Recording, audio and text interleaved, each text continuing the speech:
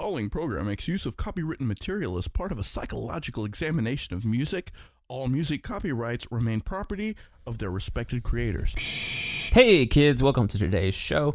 In today's episode, myself, John, and my good friend Gary Romanski, my heterosexual life mate, my Gare Bear, we go into the open air festival going on in Houston, Texas this upcoming weekend. And by the time you listen to this, the show will probably already have passed. But we went into the show. We went into all the bands that are going to be playing, who were excited to see, who were not so excited to see. And this turned out to be probably the longest fucking episode we've ever done.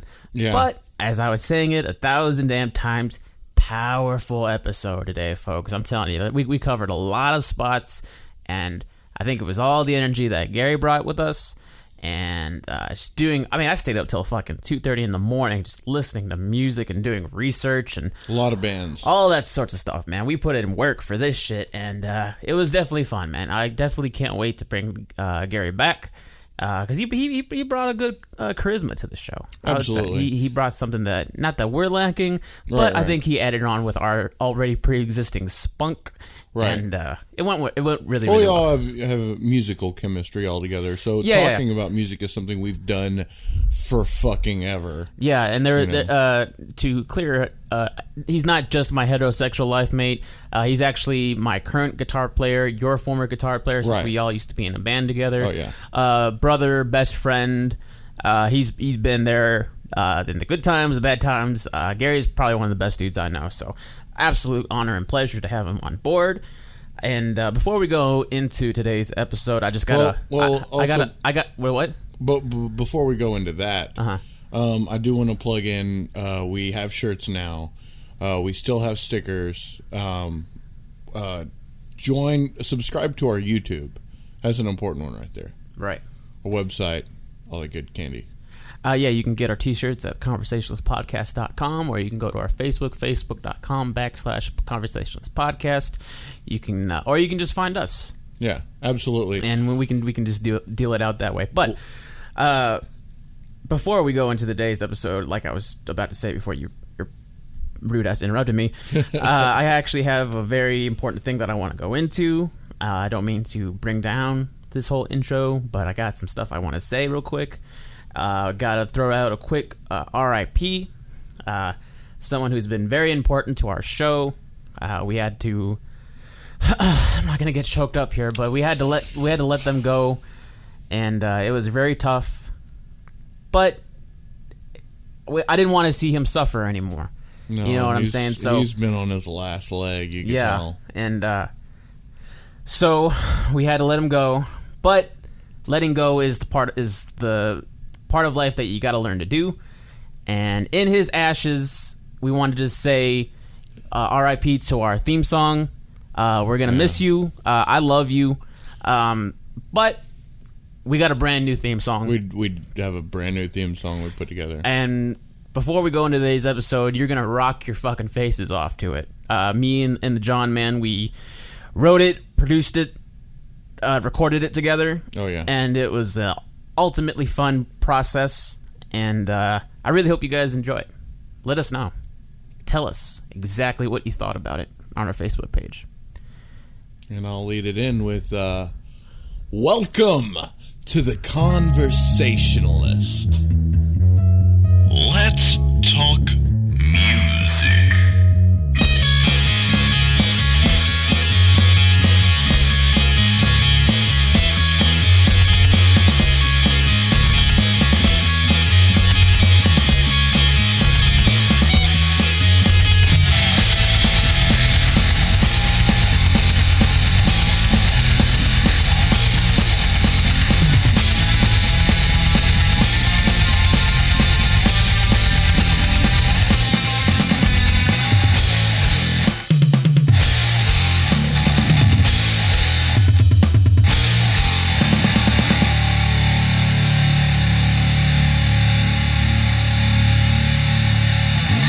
Saw this video the other day.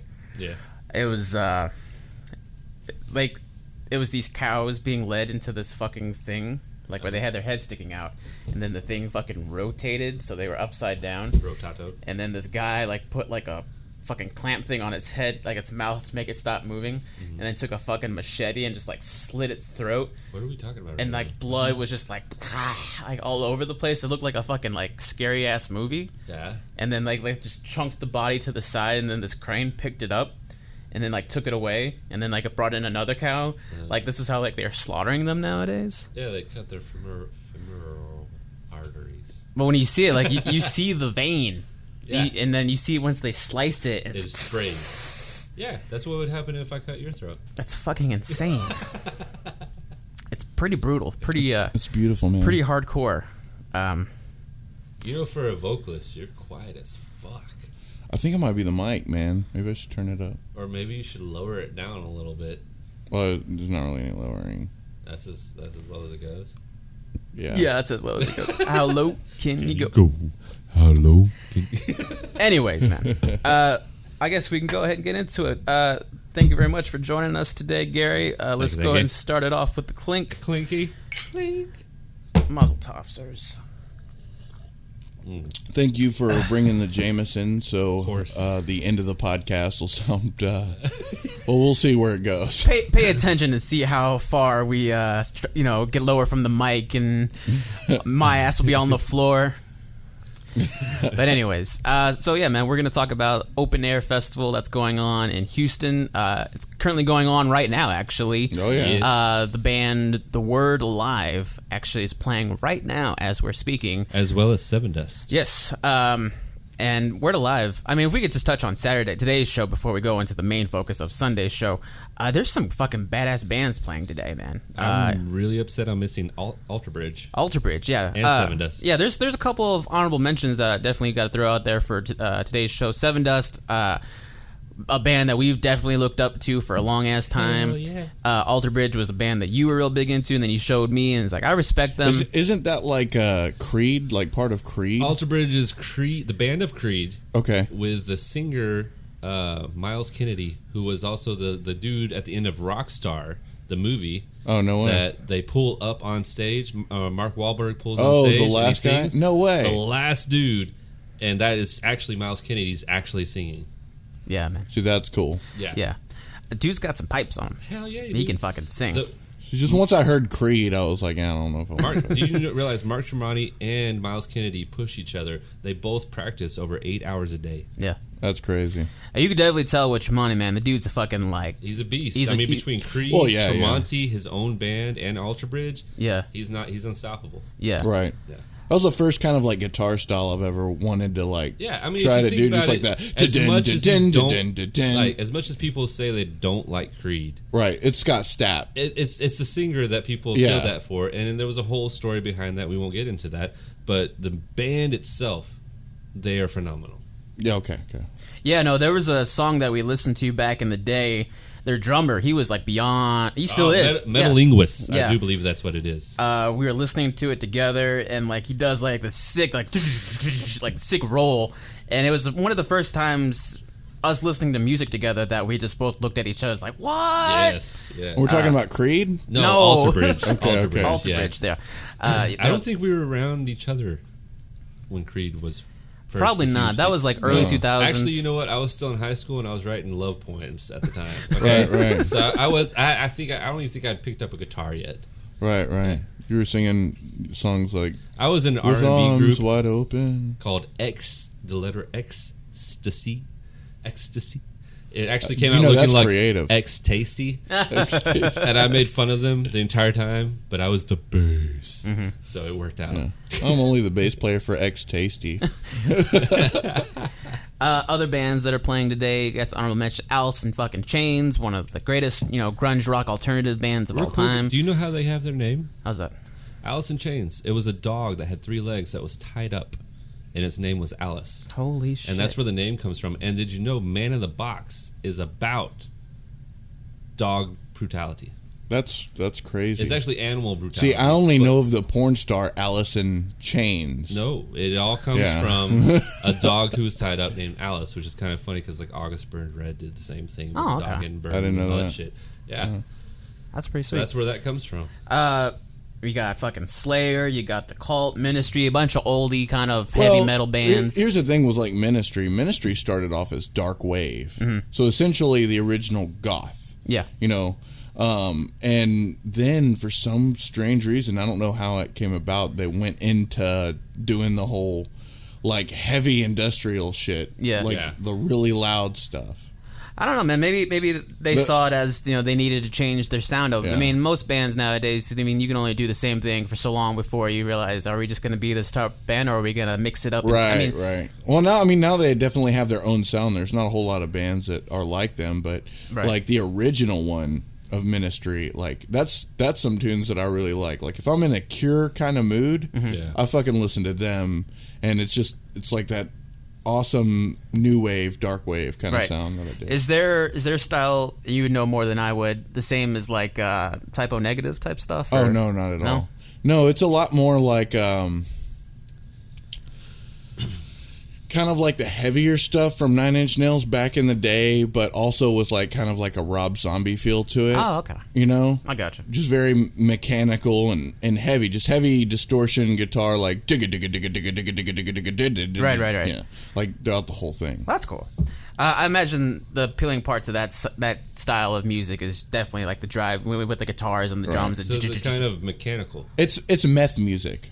Well, I mean, like you got like Fear Factory, who is very mechanical. And their whole point is to be like actually the H.R. Geiger feel. Well, it was all like their whole thing was the Matrix before the Matrix was made. Right. And then they actually sued the Matrix. Right. They did. Kind of like Meshuggah has now. Their concept band, and their whole concept was what the Matrix was. And for them, that's like, this was our idea. This is what we did. This is what we've been writing about for the past 10, 15 years. That's crazy. And then here comes this movie that does exactly what we've been saying this whole time. Stealing, ripping them off. Yeah. They should have won. They should have won, man. They did not. Bastards. Right. Other bands, real quick, want to throw a shout out to Anthrax. Chevy Metal, which is Taylor Hawkins from Foo Fighters, his side band, where he gets to sing. Dude's got a good singing voice. I don't think he gets enough spotlight. I mean, he takes...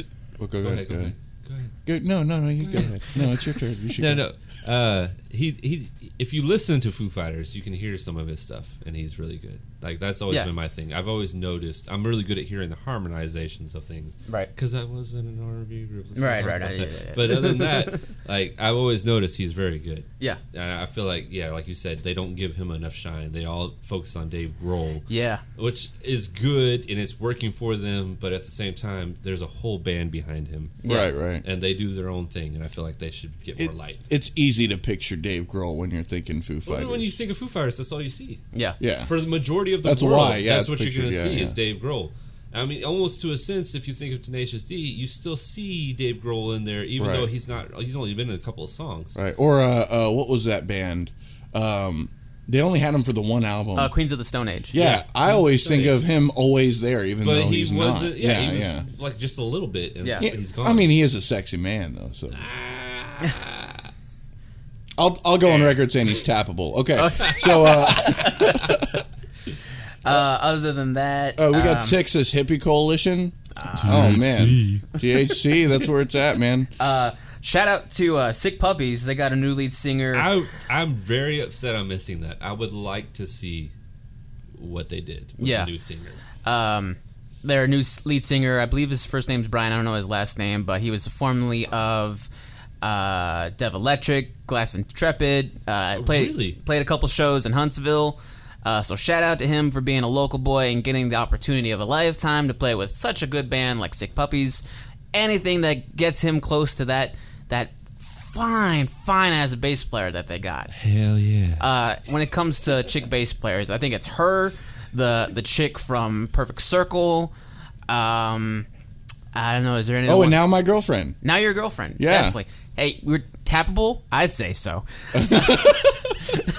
Other than that, is there any other bands? Brian Scott. Yeah. Shout out to you, Brian Scott. See, he was in Glass Intrepid. He was the singer / guitarist for Glass Intrepid. I feel like we're so close that we should all be famous together. Right.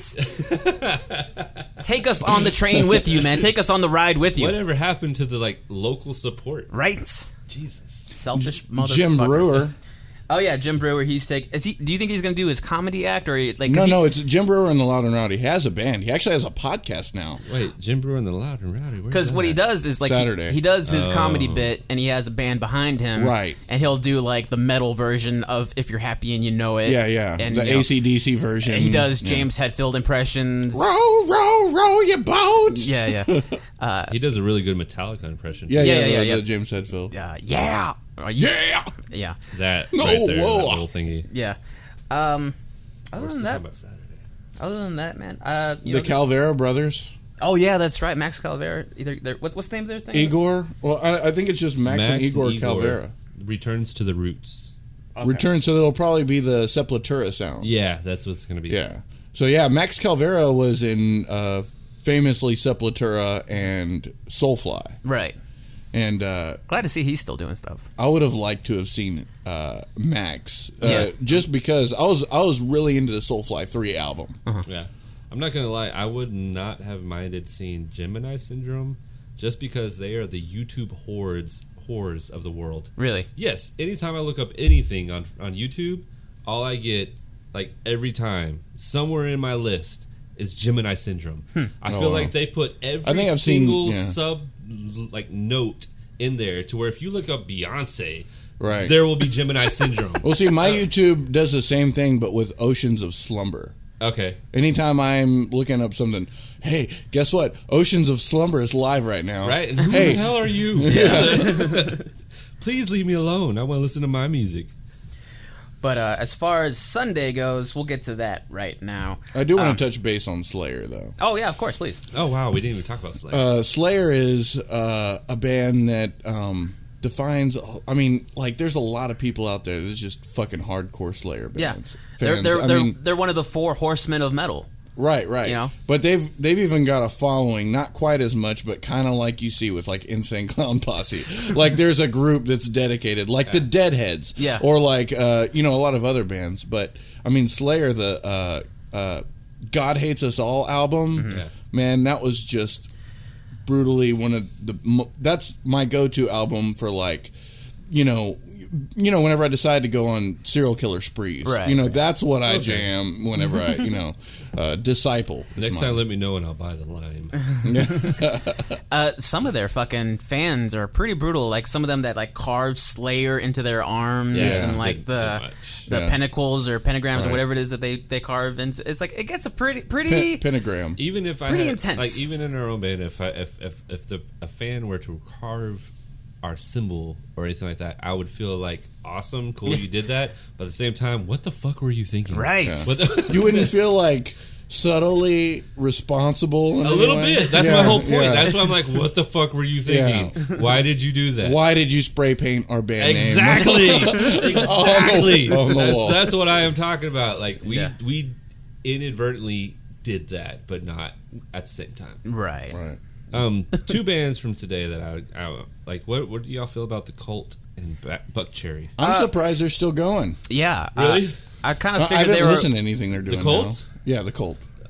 I do and I don't. I feel like them coming back right now is the best time for them to come back because music today has gone so far back to bring back the 80s style tones and sounds and samples because they feel like that it was underused. Right. Then the Cult right now is the best time to take advantage of that. Yeah, it's like a classic rock feel, man. It kind of, but in an 80s sense. a couple 80s pop sense. Couple years back, I think it was Lollapalooza.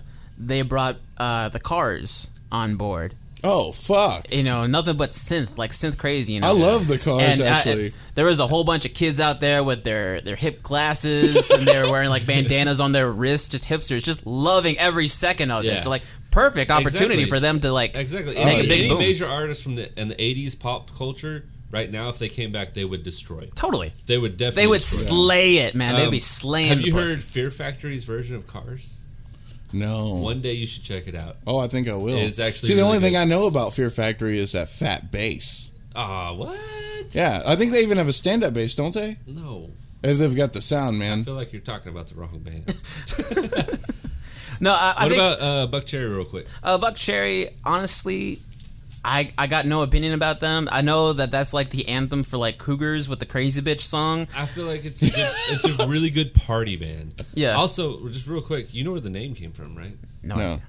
Look at the name and switch the CH with the B. Chuck Berry.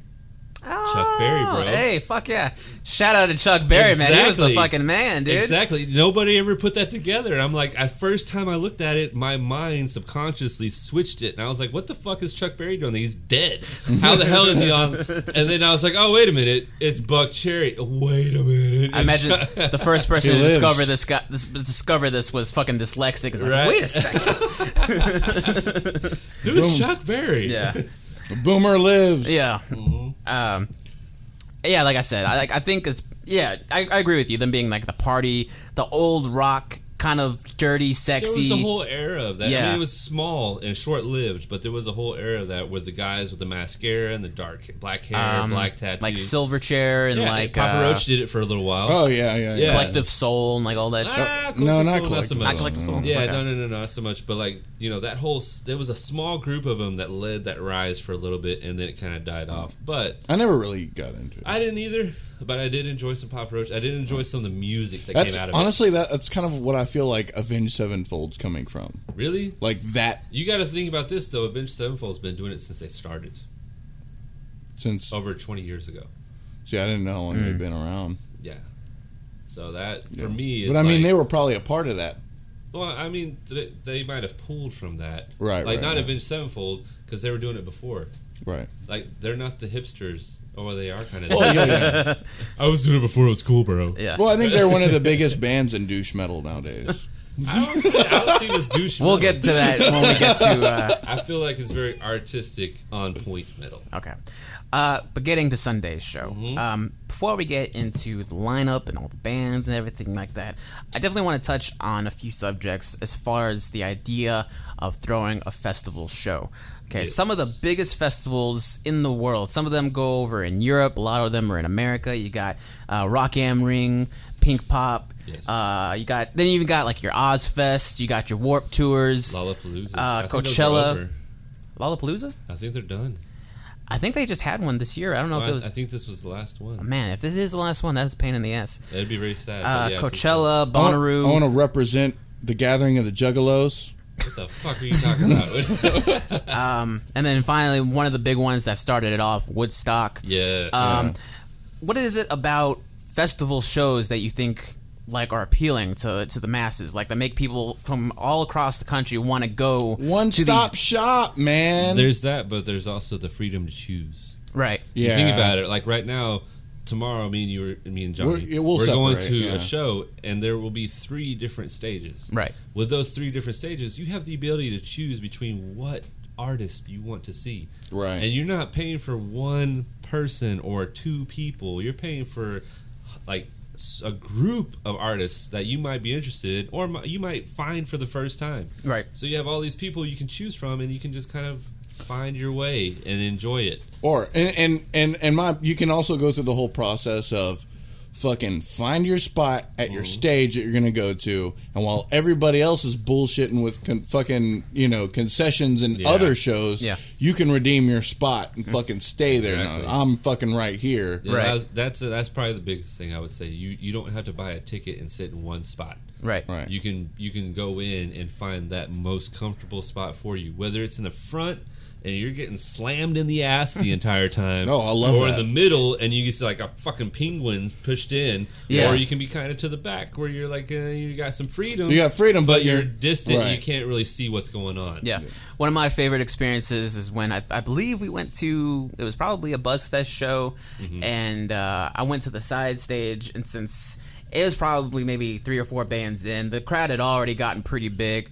We started at the way back next to like the concession stands, and you just sort of like get a little bit closer. Yeah, wiggle your way in. Yeah. And then you find little breaks where you can just like run and like get real close, and then like... I like to be the juggernaut. Oh, Just yeah. grab my shirt and I will plow through bitches. See, I've got Christy to elbow my way to the front. So you use your woman. Yeah. What a douche. Hey, let me say, a lot more people are going to be like, oh, you need it? Oh, that's fine. I'll move out of the way. If you need it, And then they're like, who's this big motherfucker? Right. I'll be attached to her. Exactly. So yeah, you got options, you got choices that you could make. Also, I kind of feel like just the whole atmosphere, like there's a buzz in the air whenever you go to the big show. Even it's if you the excitement. Yeah, if you find out, like, say for instance Lollapalooza, okay, like there's the whole that has a name to it. If you say, oh, let's go to Lollapalooza, we know we're going to go to the big fucking show. We're going to go to an event. You're going to a big show. You're going to see a lot of people you might not have heard of, but it's the party of it. Yeah, exactly. Right. It makes music fun. Whenever you listen to music in your headphones, you can rock out, but it's really just you by yourself. Yeah. Whenever you involve this whole sense of community, whenever you're around strangers, maybe even if you go with like a group of friends and you camp out at this festival and then it's a huge thing, you meet new friends, you make lifelong friends, it turns into community. It turns into something more than you get when you just listen to music by yourself. Oh, of course. Right. Anytime you go to a concert, you're getting that. Yeah, absolutely. But I think with festivals, though, I mean, there's something, maybe it's the whole outdoor feeling to it, like if you're on like a campground. Which I love. Yeah. I love no seats. I love outdoor. Yeah. Be able to elbow your way to the front. Yeah. I feel like if you go to the pavilion, I feel kind of cheated. Oh, yeah. Because you got those people that pay for the seat, and you pay a little bit more money, but if they leave to go to the side stage and then they come back, they still get their fucking seat. Yeah. They're still in like one of the best positions. Yeah. Right. Even though the crowd on the lawn is always better than anybody else, but it's still one of those things. I thought that until I got rained on and it was all Dude, muddy. When I saw Deftones and Avenged Sevenfold for the first time, right, it was the middle of October. It had already dropped in temperature. Right. Okay? It poured the whole time. Jesus. My dick was in my abdomen. Like, it really was in there. Okay? It was fucking yourself. I was literally fucking myself. If somebody told you to go fuck yourself, I'm already there. Already done it. It's not cold enough. Yeah, it's not cold enough. Like, that's where it was. So, and my thing, festivals, the weather, like you said, that's perfect. Enjoy the weather. Yeah. Go through the weather. Well, if it rains, if it's fucking cold, if it's whatever, you fucking endure it and enjoy it. But you prepare for it, so you know what fucking clothes you're gonna wear. Right. You don't be a bitch. Nah, I think as long as it's okay for the musicians to keep playing, because obviously the rain's gonna get on their equipment. Nowadays you can do that. Yeah, but I'm saying as long as they're still going and as long as they pull through it and they can get through the rain, I think. Just have at it. Go I'm crazy. sure they're going to be sheltered. Dance in the rain. Play with the mud. Just go wild. Well, no, nowadays, I mean, you think about it, a lot of these people are set up with labels, and with labels, they insure for this. Right. So if you're playing in the rain, they can get all their equipment taken care of. No big deal. So if I was a band and I knew for sure I wasn't going to get electrocuted because I'm trying to play guitar and I get fucking shocked. If I knew that was gonna not happen, I would put on a show whether it's rain, snow, sleet. Right. I don't give. If there's meteors coming down, I would rather be on stage jamming out to a crowd full of people than by myself in my room or with some chick sucking my dick. Right. I'm just saying. Well, I was mentioning to a coworker yesterday about like there being a thunderstorm. I'm going to go to an outside, and he was like, "So what happens if like one of the musicians gets electrocuted from lightning?" Yeah. And I'm like, "Well, at least I was there, man. I got to see the fucking news." Yeah. Right. Not to mention, man, like how many goddamn music videos have you seen where the band is playing in the rain? Of course. Every time they hit the snare drum and all the water goes back up. Yeah. Like that's fucking heavy metal right there. The guitarist is headbanging and water's flying fucking everywhere. Slipknot Left Behind. He's fucking hitting the drums, and you see the water just fucking really splashing off of it. The first thing that came up to my head was Good Charlotte. Oh shit! No. You know what I'm talking right about? Here. Yeah. I don't even like Good Charlotte, but that was the first video that popped in my head when they're like, aren't they like on a rooftop or something? No, you're thinking of Simple Plan. Is it Simple Plan? Yeah. I'm sorry, I can't be perfect. Simple Plan. Yeah, that was the anthem for all. Leave it to you to know that. Yeah. What the fuck happened to this podcast right now? It just got gay really quick. Let's all do a Dutch rudder. Right. But sticking with the festivals, I think for me personally, one of the things that I like about it is just like the loudness that comes from the speakers, like how you feel like the kick and the bass, like almost like go through your gut, just like that. You get it a lot more sonically, a better experience than with headphones or like a smaller show. It just seems so like big and so loud to you. Yeah. You know what I like specifically about this festival? What's that? Especially in the greater Houston area. there is no metal station. Right. There's no metal music. The metal scene is a bunch of teeny boppers that think they know how to play some heavy riffs and think they can scream. And open. Exactly. There's like nothing. But with this, I hope that this will bring in the knowledge that, hey, there's a whole other genre that is being untapped in one of the greatest cities of the entire United States, possibly the world. Shout out, And it's being underutilized. Like they should they should really step up their game. Like I love the buzz, but they're all alternative and a lot of modern pop bullshit nowadays. There needs to be more metal and real metal. Yeah.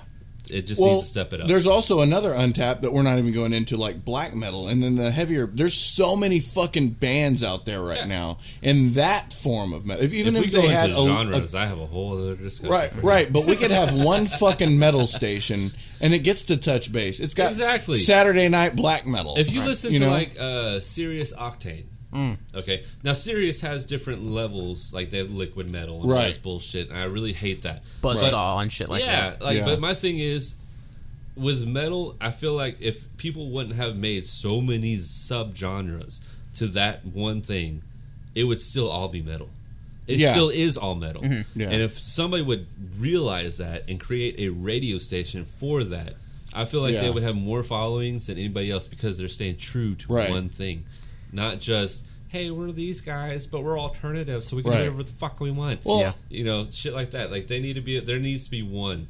Right, but I mean, you get that kind of stuff like on Facebook. They'll have like metal news, and they'll cover the fucking entire group of metal. Exactly. What was it? Metal Infection or something? Yeah. That like injection, metal injection. I've even noticed if you look up like hip hop, up hip hop, and you look up like hip hop articles. Right. They will literally pick a hip hop genre and write about that. Right. I didn't even know there were fucking hip hop genres. I just like. Well, if you think about this, if there's this many different genres of metal, there's exactly the same many for hip hop, for pop, or whatever the fuck it is. Right. So to me, in this area, like Texas, one of the greatest countries in the world. I said country. One of the greatest countries in the world, and it doesn't have metal in one of the biggest cities in the entire state. Yeah. I think you could say it did at one point back when like the Pantera days, whenever you think of like Texas metal and like the big sound that they had. Right. It did, but where did it go? Oh yeah. And here's one of my biggest things. Some of these bands are on the top Billboard charts. Right. And if you want to go from that route, if you want to say who's on the top Billboard charts, a lot of these bands are on the top Billboard charts. I get a quick example. When Hell Yeah, which is going to be playing tomorrow, first came out, do you know where they came out on their first album? What's that? Number 9 on the top 200 Billboard chart. Oh, shit. Wow. Number 9. And do you know how long it took them to record that album? 1 month. Holy shit. Do you know where they recorded it? Was it Dallas? In Vinnie Paul's backyard. Right. That's in Dallas. Isn't that in Dallas? Okay, yeah. In Vinnie Paul's backyard. 1 month, and they were number 9 on the billboards. They didn't go some cush-ass studio. California. They didn't have some big-ass label paying for all their bullshit. Right. Yeah. You know, they didn't get all these fluff bullshit. Mm-hmm. They did it on their own, and they were number 9. That's what's metal. That is metal. Oh, hell yeah. Right. And that shit happens. I mean, at least Dallas has stuff like metal stations. Well, Dallas, San Antonio. I mean, Houston. That's what kills me. Is Houston is one of the biggest ports in our nation. Right. It has all kinds of things, but it doesn't have a metal station. Well, I think they're trying to focus mainly on the hip hop scene. Obviously, maybe for the more urban hip hop, pop, and alternative. That's their 3 main things. If you go through all the different radio stations in our area, those are the 3 biggest things. Right. And the alternative is pretty good, but they play the exact same fucking songs over and over again. Yeah, what kills me about... they play stuff from the early 90s. Yeah. It's fucking 2016. Get your shit well, there's straight. Nothing wrong with that now, man. But when you're overplaying when you're playing it all the time... And I'm so tired you gotta look at this. When there's songs coming out this year... And they might play one song from from their release, and they might play it for 2 days. You never hear that song again. Right. Perfect example is Papa Roach. Papa Roach will come out with a new album, and this happens every time. Deftones, they do the same thing. Yeah. They will play one song off their newest album, and then they will play nothing but something from the area of people they want. Right. It's all about choosing your demographic. Right. And that's what they're doing. Yeah. So if your demographic is people who were more into Changing the House of Flies and things like that from Deftones, right, that's the era of music they're going to play from. Right. And they won't play anything else. That's bullshit. It is. Like, I am from that era. I am too. I want Absolutely. to hear more new shit. Yeah, Totally. yeah.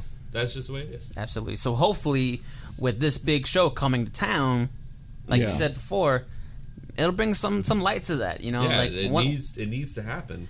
Not to mention how fucking vital festivals in general are, like what they can do for fucking the economy nowadays. Like I did some research on this shit, man. Yeah. Fucking back in 2012, there was that was called the Firefly Music Festival. Okay. It sold $9 million in tickets. Yeah. $9 million. Okay, and then it did like $12 million for like the overall local economy. You know, as far as like, you know, people buying shit on the way there, gas, totally. paying for all the fucking water or whatever. If that's all if we're getting that much damn money from a fucking music show, there should be a fucking music fucking festival every damn weekend. Right. You know, Really like bring it. You gotta think about this. If there was a music show every freaking weekend, then people wouldn't show up. Yeah.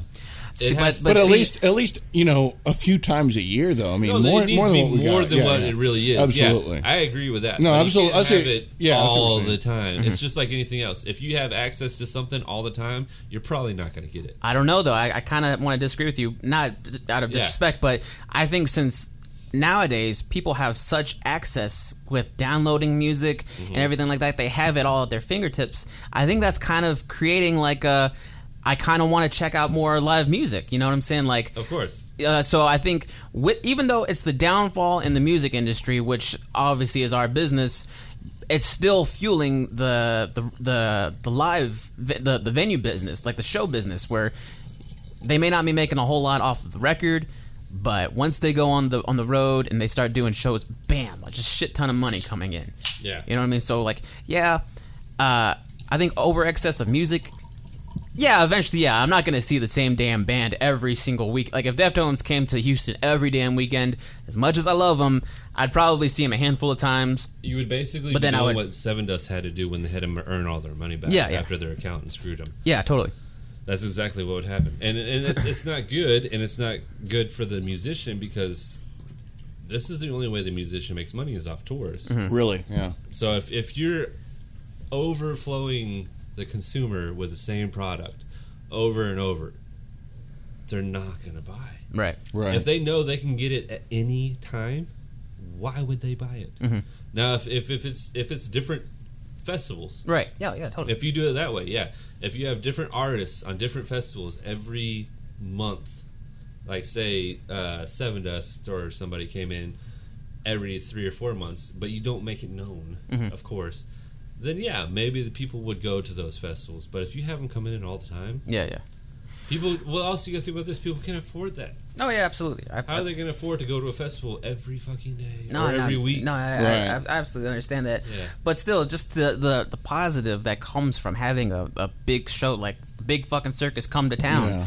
You know what I mean? Like, I feel like that's one of the biggest things that people don't realize is how much music can influence our economy. Yeah. Right. It can truly turn a majority of our economy around if done properly.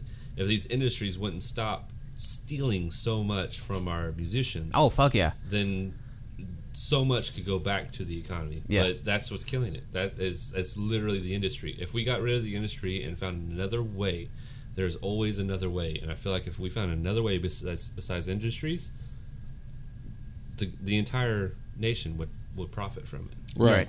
Absolutely. And through time, man, the show gets bigger and better. I mean, you think of fucking shows that we saw Slipknot. They had the huge fucking the pyro, and then they had the fucking stage was just all lit up, and like everything was going on. Slipknot like was amazing. it turns into a spectacle of an event. I would love to see Slipknot. It was fucking hardcore, dude. It definitely felt. I said this before we went to their show. I feel like that band in particular, it's turned into an event. You're not just going to a metal show. You're going to a fucking event. Yeah. And I think that's another thing that some of these festivals. I mean, sure, some festivals they just sort of keep it, stage and instruments, nothing too fancy. But it's the fact, whenever you see the lights go off and then you see the band show up walking on the stage and then the whole buzz of the arena, the rumbling in the seats or whatever, it's all just turning into it's almost like going to like a boxing match back in the day. It's like seeing the spectacle of the heavyweight champion come out. It's like, bam, like there he is, the fucking our hero coming out. Like we see our heroes come out on stage and then bam, it just turns into this glorified big moment, man. Like I think that's what makes fucking festivals and big shows like this so amazing. It's just like the spectacle of it. You know what I'm saying? Yeah, I agree with that. It's like going to Astroworld, man. What is Astroworld? No, I'm kidding. But we're saying a lot of good things about festivals. We gotta at least mention that there are a few things that can. I don't think there's a. Okay, keep going. I was just gonna say there's a few things that you got to keep in mind while you are going to a festival. And you were saying before how for tomorrow's show there's gonna be 3 stages. Yeah. Some festivals I've found they've had more than 3. They've had like 4, maybe 5 stages. Easy. And sometimes it could become the case of. You have to make. It's almost like Bob Ross. You got to make a big decision. You just gotta you gotta figure out where do I want to be right now, where I could be missing something totally different, like that I want to see, but I'm stuck here because there's a fucking horde of thousands of people here. Yeah. I can't make my way to stage 2 to go see Deftones. I'm stuck here at stage 3 listening to Norah Jones. That's when you become the Juggernaut. Right. And you just say, I'm the Juggernaut, bitch! And you just plow through everybody and go where you want to go. That's the only way to get through. Well, some of us are kind of, Don't say you're nice. No. I'm gonna say I'm like I'm kind of inclined in the height section, whereas like that's perfect. Yeah. Because that means you're lower than the other people's center of gravity, and you can just plow through and knock them all off balance and fuck your way to the top. Chop block those bitches, man. I'm gonna get a jetpack. But for some people, a jetpack would be amazing. It would be. You can literally float to whatever stage you want. And you don't have to sit in the bottom. You can just hover above it. You can be hovering above. You can get the perfect middle and hear everything exactly the way it's supposed to sound. Right. And if you're lucky, the band might notice you. Like, look at this motherfucker right here. Right? But don't run out of fuel. Keeping in mind though that for some people, this kind of is a problem for them. Like if they want to, like I said, they might get directed into a certain direction from where they want to be to go where the masses take them, and that cannot be fun. I mean, that's not that kind of takes away from. Well, you can move out of a mosh pit a lot quicker too. Mm-hmm. Well, yeah, there's a huge opening. Exactly. You just got to find it. Yeah, I kind of want to get into the mosh pit this time. Really? Depending on the band. Okay. I mean, the band will influence the vibe, Yeah. We get Deftones going on a good song. You have insurance, right? I sure the fuck do. There you go. I don't have it for another month. It disappeared. But if you're not in a mosh pit, though, I mean, maybe another case that might come into you. I mean, if God forbid you're claustrophobic and you, like you saying before, you get kind of penguined into like that's squeezed what happens in the middle. You become a fucking penguin. Every time I feel like a penguin. Yeah, and it's. It seems kind of weird because there's part of you like you feel like you want to move and you want to dance and you want to rock out or whatever, have your hands, but you're just sort of stuck there standing. Is like, what do I do? I don't know what to do. You look like a penguin on Tourette's. John. All right, so. But yeah, I still like I said, I think when it comes to that sort of thing. You gotta kind of just sort of pick. I saw someone say that you're kind of on the clock. Like you're either watching a band or you're missing one. Exactly. So you just sort of gotta figure out where you, because there's gonna be 3 stages. My thing is you plan ahead. Mm-hmm. Like I've already started kind of map out where I'm gonna go. Mm-hmm. Yeah. There's bands I don't really care to see. There's bands that I really want to see, and what I'm doing is I've already decided when this band starts, if they really grab my attention, I will stick through. Right. If they only do it so far, I'm going to go ahead and check out this other band that I'm interested in. And you have to plan your attack before you go to a festival. Right. If you go into a festival and you have no idea what you're going to do, you're going to end up hating life. Oh, yeah. That's just the gist of it. That's a big deal, man. It is. Because you're going to be stuck, like Nico just said, you're going to be stuck as a penguin with Tourette's in the middle of a crowd, and you cannot leave, and you might be listening to something you absolutely hate. And you can't get out of it. Yeah. So if you plan your attack, no matter what, you will always be where you want to be. Yeah. For sure, man. Research and enjoy. Yeah, that's the beauty of a fucking schedule printed on the internet, man. That's a wonderful thing to have. And I think it's also nice that they at least leave it to where, you know, like the smaller stage kind of has like a more, like one of these stages, I believe the headliner is going to be like Nothing More. And then the second stage, I think the headliner is going to be Deftones, and then the third main stage, the big main stage, is going to be Avenged Sevenfold. So you can you can work your way up, you know, from like the smaller type bands, you move your way to like the bigger kind of ones, to the big headline band. Well, even what I noticed is they tried to mix in some of the bigger artists that are into like different generations into different stages. Yeah, and even earlier in the day too. Exactly. So some bands are going to come in that people have heard of that are in a certain. I've noticed it's been very age driven, right? So certain ages are going to be more into it, but they're going to want to go check out those bands, which is going to help spread things out. So when a lot of people are going, younger people are going to like maybe the first stage, some older people are probably going to go to the middle stage and check out certain bands like Johnny, and then you know, some bands that are kind of new but still are growing and doing very good are going to be on the main stage. Totally. But they have it spaced out in a way where all these different, you know, people are going to go to different areas. Yeah, right. I feel like it was done wiser than people really think. Right, I feel like some people it's think, not just a randomization. well, it's not even that. I feel like a lot of people think, you know, bands that are unknown are going to go to the first stage. Bands that are kind of known are going to go to the second stage. Right. And bands that are really known are going to go to the third stage. Right. That's not necessarily true. How many of you have heard of Starset before? never heard of them. Never heard of them. They're on the main stage. Oh, wow. So if you think about it like that, well, see, I don't see how many things bands as have heard of Nothing More, or possibly, you know, Mothership or King, or some of these other bands? Animated Affliction. I know all of you have heard of Animated Affliction before this. Oh yeah, before this episode. Yeah, before this episode. Yes, I have. I know you have. I know from my younger cousin, she had. Right. Okay. And that's one of those bigger names, but they could have easily been on the first stage as far as popularity goes. If you look at their YouTube views compared to like Starset, they knock them out of the water. Right. So if they have a higher population or higher amount of fans than one of the bands on the main stage, why is that? It's because of the age group that they do. Right, that makes sense. I guarantee you that's why. Well, see, I'm not even thinking about it as much as like the stages as much as the times. Well, yeah, well, that's also part of it. Right, but I mean, they even have like fucking Skindred earlier on in the day. Yeah. And that's a pretty big band. It is. It was a big band when they came like 2004. Right. Well, I don't think it's like the main. They were a big band. I didn't even know they were still going until probably about 4 or 5 months ago. Yeah. No, my friend saw them last night. Well, that's good for your friend. No, that's no, they were kind of on a halt from like 2009 to 2015. Yeah. So I'm actually really happy that they're actually like. I am. I love Skindred. Yeah, they got a great energy to them. When they first came out, I was all over it. Like me and my band at the time, we were listening to it. We actually covered some of their music, so I was very into it. But that's one of those a lot of people don't know about. Yeah, they're kind of... Which I feel like more people need to know about. Yeah. But I think still kind of being on earlier on in the set, I think still might be a good spot for them. Just, you know, good opener. Just good, you know, way to start the show off with. It's a good chance for them to get higher up in the list. Yeah, totally.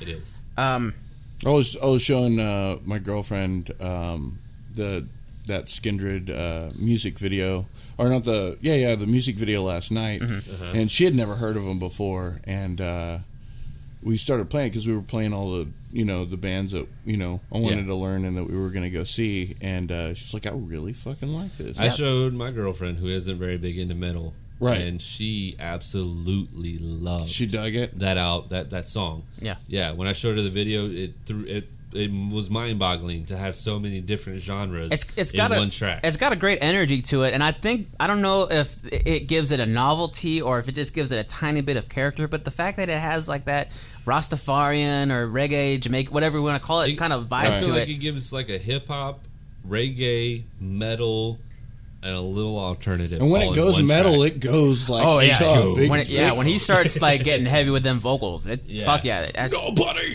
can talk to life. Yeah, that guy. Yeah, fuck yeah. You looked like a puppet when you did that. Well, like I felt like I was pulling the strings. And I was thinking of becoming a politician. Oh, that works out. So I guess something else I want to kind of ask you though is, we're talking about festivals, but also in mind, you also have this option of going to like the smaller venue shows, like smaller gigs, and I want to talk about like the festivals versus a smaller gig. You know, like we went to Warehouse Live. Yes. We saw Circus Survive. We saw some other great bands. It was a fantastic show. We've been to BuzzFest where we went to 2 different stages. We saw a lot of great bands. Yeah. Where would you kind of compare and contrast the 2 experiences about being in a smaller venue versus being in the big festival kind of I know atmosphere? In my view, it's a torn experience. Right. Festivals, you get to see so many different artists, and you get to see so many different things happening at one time, which is amazing. But when you go to a venue, better sound, you see an artist, or you see like 2 or 3 artists, you get to get the full effect of their sound. You get to get a full effect of their show. Totally. I know whenever I went to see Seven Dust, it was Seven Dust, Lacuna Coil, and Avatar. Okay. It was in a place where their stage was so small. I was standing on the ground, and I was as tall as LeJean.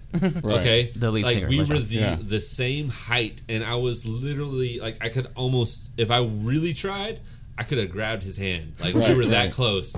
Okay, which is a great experience. It's a huge experience, and the fact that you can be that close. And the sound is amazing. Well, I like how you can feel the bass in your body. Well, even then, if you go to a festival, you get that close, you don't get the sound. Yeah, because the speakers are out on the side. They're trying to produce for all these thousands of people in the back. Right.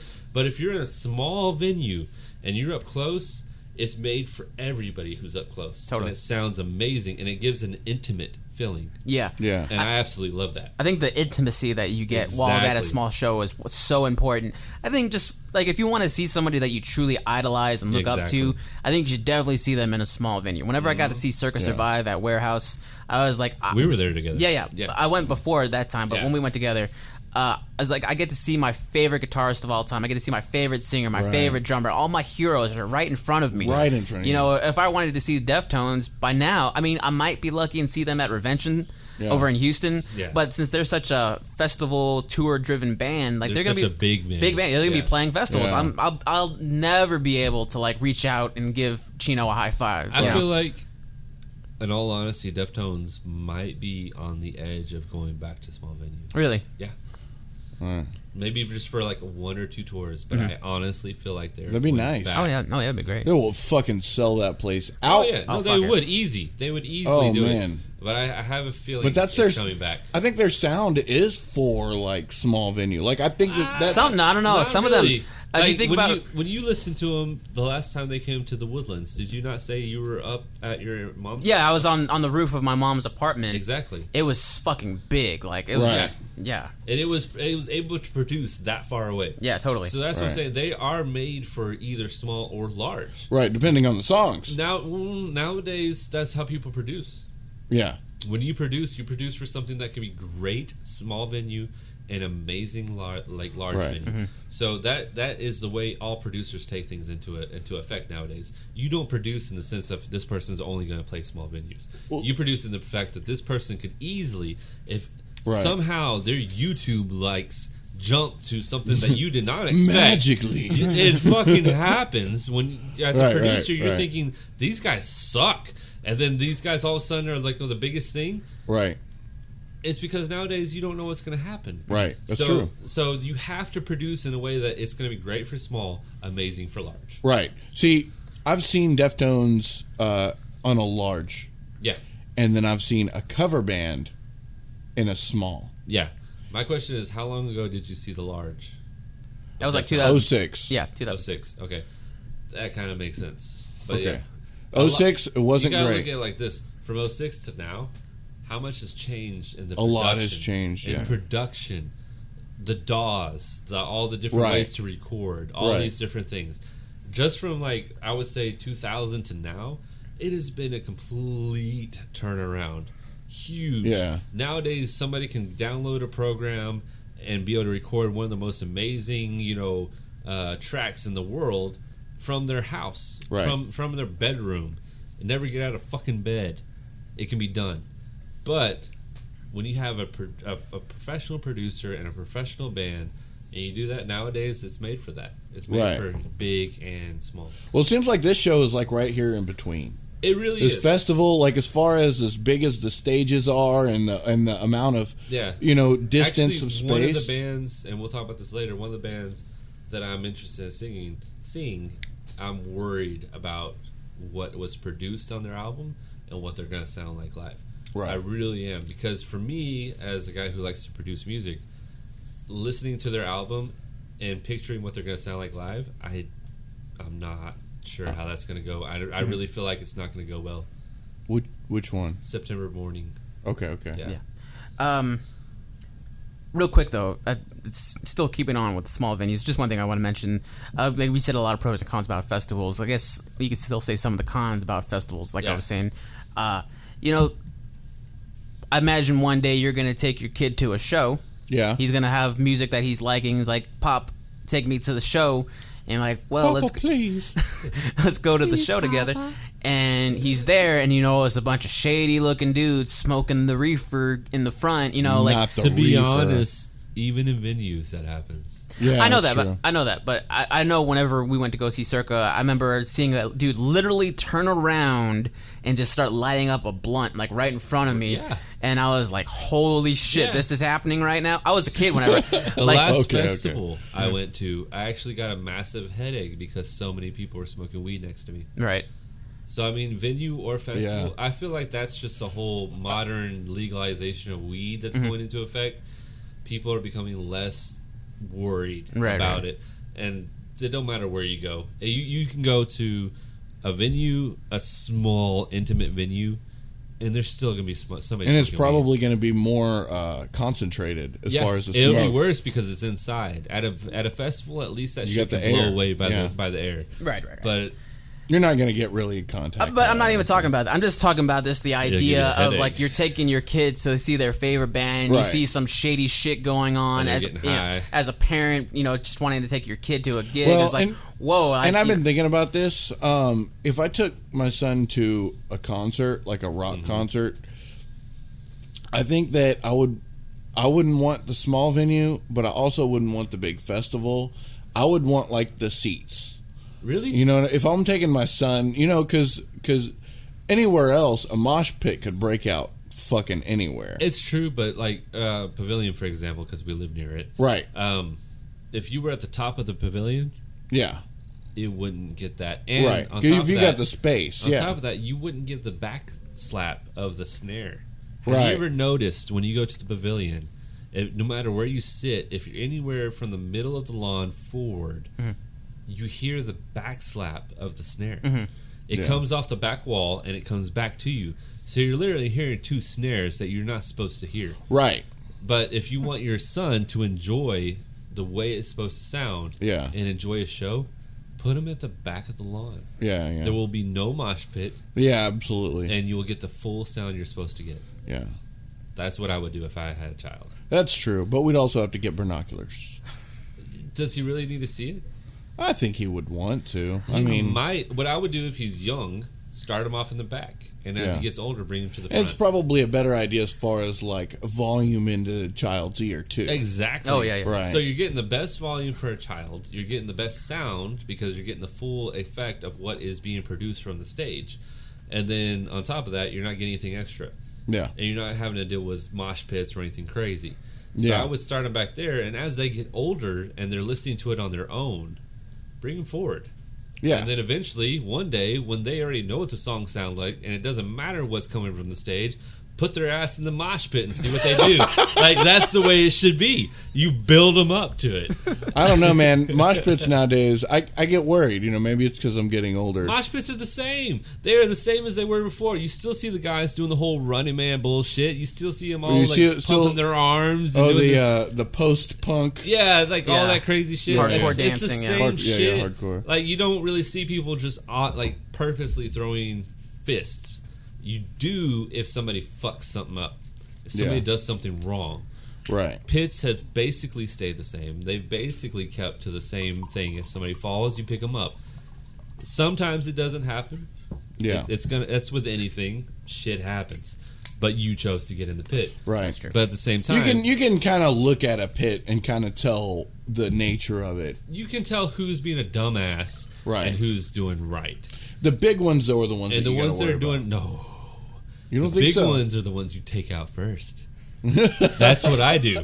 I'm not even joking. Are you going to jump in one? If there's a guy who's going through and literally fucking people up on purpose, right? I will fuck their world. Yeah. I will put an elbow in between the back of their neck and their head and knock them unconscious if I have to. You turning into the fucking Batman of the I'm rock not even world, kidding. man. When I went to see Seven Dust, I have a perfect example. When I went to see Seven Dust, it was in a small venue. Like, it was like Shenanigans, and I know most people that listen might not understand what that is. It's a dance hall country club. It was a place like that. It had a huge circle, oval dance ring, and then there was a stage in front of that. That's where I saw Seven Dust, okay? So it was real close, real intimate. But there was a guy who was purposely stepping on people, pushing into them, hitting them in the knees, doing all kinds of stupid shit right in front of us.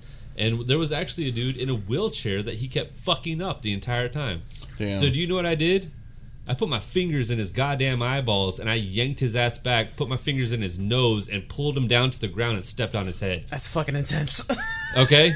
And you know what he did? He tried to tell us, I'm going to go tell my motorcycle buddy friends, and they're going to come kill you. First off, if you have a motorcycle gang, you don't tell anybody. That's just that's just one of the main rules. Right. That's just not how it works. Right, So exactly. he went and told all his buddies. They came by, and I told them what happened. They laughed and walked away. What a pussy. You take out the worst, because he was purposely trying to hurt people. Take that motherfucker out. He doesn't need to be there. He needs to leave. Yeah, man. You don't need that fucking negativity in you. No, you're there to enjoy music. You're enjoy the people around you. You're not there to hurt everybody. No, man. If you're there to hurt everybody, you need to fuck out, or I'm going to hurt you. That's just the way it is. You going to jump in one today or tomorrow?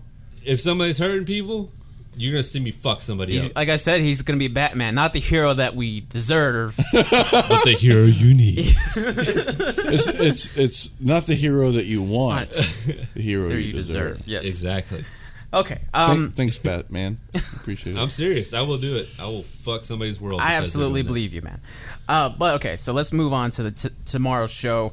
Bands that we're excited to see for the very first time. Okay, there's probably a couple bands on there that you've been following for like a good while, or that you listen to, you bought all their albums, you listen to them, you watch their videos online, but you never got the opportunity to see them live. This is your chance. This is going to be your opportunity to see, if I was going to this show, I would be so stoked to see Deftones for the very first time. Have you ever seen Deftones? Never seen Deftones. I've heard Deftones, Why like I said. are you not going? Man, I'm working. I ain't got the fucking money for the ticket. Fuck, take a day off. I know. Anyways. I will help you get your ticket. Call in. Don't fucking peer pressure me on my goddamn show, man. You're giving me this death People stare. listen to this. Do it, Nico. Do it. Do it. Your eyes are getting all red and horns are coming out of your head. Do it, Nico. Do it, Nico. But no, okay, look, bands that you're going to be very excited to see for the first time. Johnny will pay for a quarter. I'll pay for half. Yeah, I've got a quarter on me. Is that what we're talking about? Anyways, no, seriously, like bands that you're excited to see for the very first time. All right, this is going to be random, but I checked them out for the first time not too long ago. September Morning. Right. They're the first act coming up. Yeah. What I like about them is they're actually a comic book band. Yeah, one of their music videos, it was very like comic book themed, though. In general. But I'm just saying that one of their videos, they had that theme going. They are a comic book. The lead singer, Emily Lazar, actually got with Mark Silvestri, I think is his name. He actually did some DC work, and then he went to Marvel, and then he came back to Marvel. He has his own comic label. It's like Image Comics or something like that. Okay. Right. But between the two of them, in MySpace years ago, they got together, and she pitched the idea to him, and the whole thing is they're a concept band. And what they do is she is September, which is a human Reaper hybrid. On stage, Lazar becomes September, who navigates the world of the living and the world of the dead. As a half-human, September feels the need to give some human souls a second chance, and that messes with the whole, what's right and what's wrong, and they portray that artistically on stage. Oh wow! So I would like to see cool. Oh, wow. what they do. I just listened to their music and I thought it was pretty cool. So Musically I was already good. It's good, but on to take the whole concept. See, I'm just afraid somebody's gonna make a movie about that and then they gotta sue them. Well, it's already a comic book. It's already a comic book. That's the crazy thing. Like Mark Silvestri has created comics for their music. That's cool. Yeah, so that is why I'm really interested in it. And if they do become a movie, they're already a part of it. I just noticed that like in the music videos that I watched, she like does that that crab crouch that like you see in like what is that band? It's like it's like a black metal band. It's almost Immortal. every black metal. Immortal. They like all do the crab crouch. With the I windmill, love that shit. With the I eat that shit up. I love it. No, you're such a European metalhead, you don't even realize it. I'm in a Norwegian metal. Yeah. I actually really dug their sound. It kind of reminded me. I mean, it sounds very like what's that one metal band with the chick sing In This Moment or something like that. Like I would probably not like In This Moment. But I'm just saying, initial like my first thought when I heard it is like, okay, chick singer, my metal question band. is it because it's a chick singer with blonde hair? Did you? No. It was more. It's a chick singer with metal going on, and it's sort of being heavy. But still, like they're getting vibes of like Lacuna Coil vibes. You know, just like very like big. I saw Lacuna Coil live and seeing their music and listening to their music and watching their videos. It is so different. Right. No, I imagine so. Very I imagine different. so it is. Well, my sister's a hardcore fan. You know the chick from Lacuna Coil is extremely short and hot. She's a spinner. Christina Scabbia? She's a spinner. Jesus Christ. And she has a European accent. It's very Italian. But one of their songs actually by September Morning that I really enjoyed, and we don't got to play it, but I'm just saying I want to toss it out because when I was doing my research, there was songs that I wrote down for my own personal collection that I want to start. Till You See Heaven, very big, like a lot of these bands have like that big epic sound to it, like sort of like a large soundscape to them, and I don't know, maybe hearing it come from a female is what maybe gives it more of a more emotional. Was it just that song? Because I listened to quite a few songs and they were not like that. No, I think it was just that song. It might have been. Well, see, also the earlier In This Moment too kind of sounds a little bit like talking about In This No. Right, no. Earlier In This Moment sounds like September Morning. Yeah, you know what I mean? Maybe like the early stuff. Yeah, the most recent stuff. She's very aggressive, and I like. Right. You want to get her in bed, don't you, Johnny? No, I don't lie to me. She looks kind of freaky, man. Not. Like that seems like some shit that you would. She would probably make you cry. She would. I'm not even gonna lie. You would probably cry. Don't lie to me.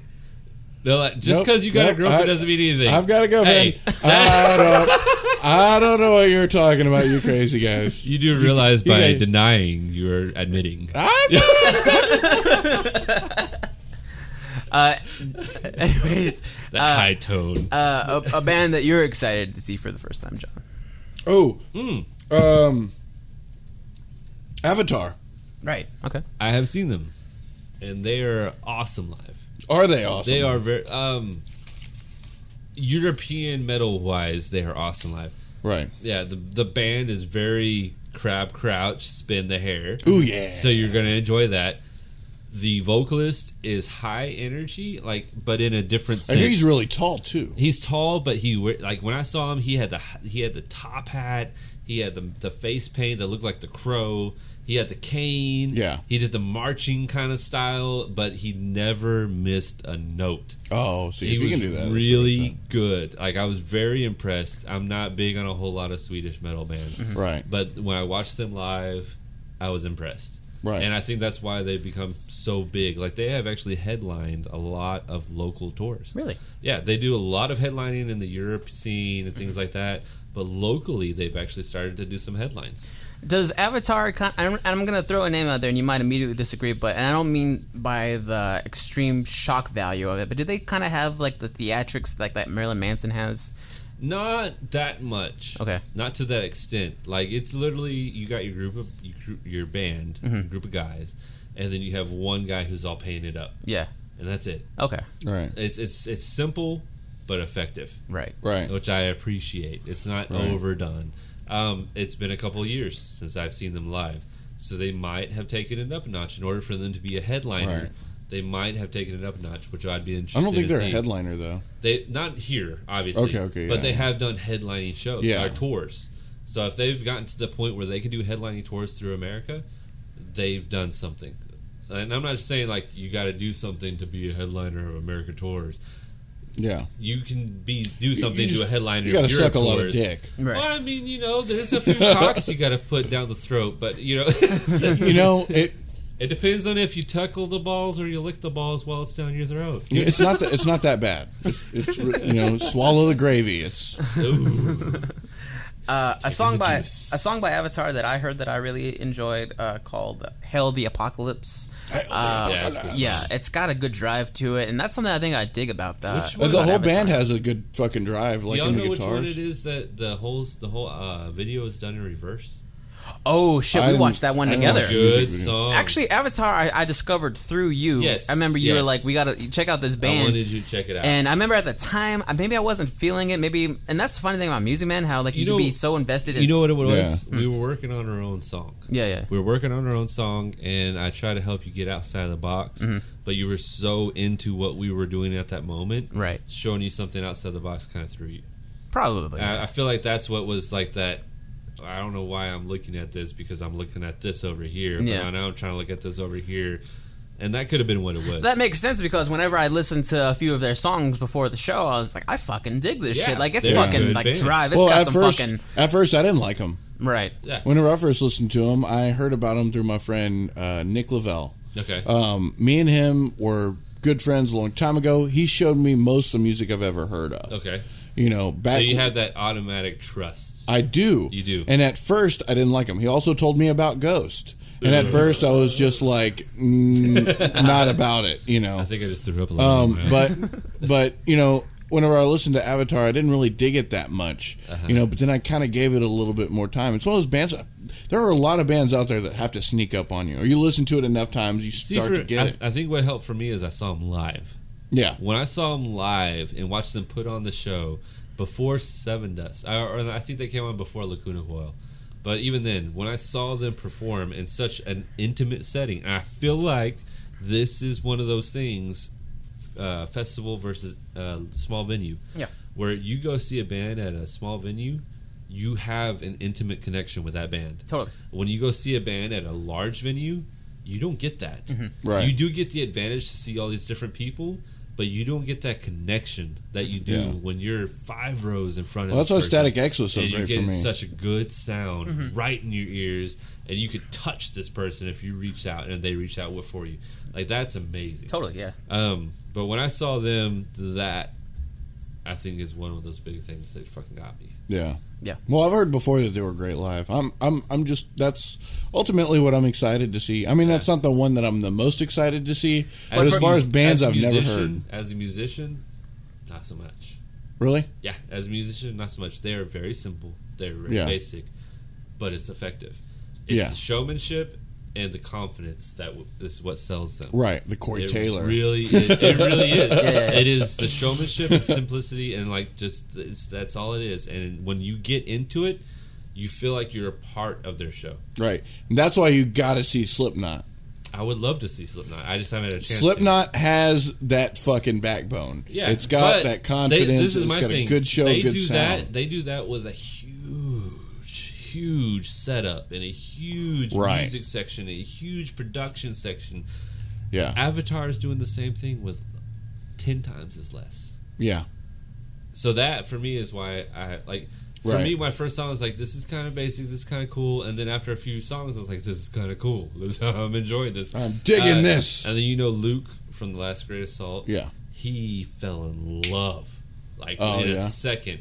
And what was cool about him is after the show, do you know what they did? What? They went to the back of the venue. Right. And anybody who wanted to come talk to him, and anybody who wanted to come get autographs, didn't matter who you are, didn't matter what kind of line there was, they got everybody. Yeah, see, my friend Nick and his gal, they got pictures with him and everything. No matter what. And you could tell how tall he was based on that. They did not charge anything. Yeah.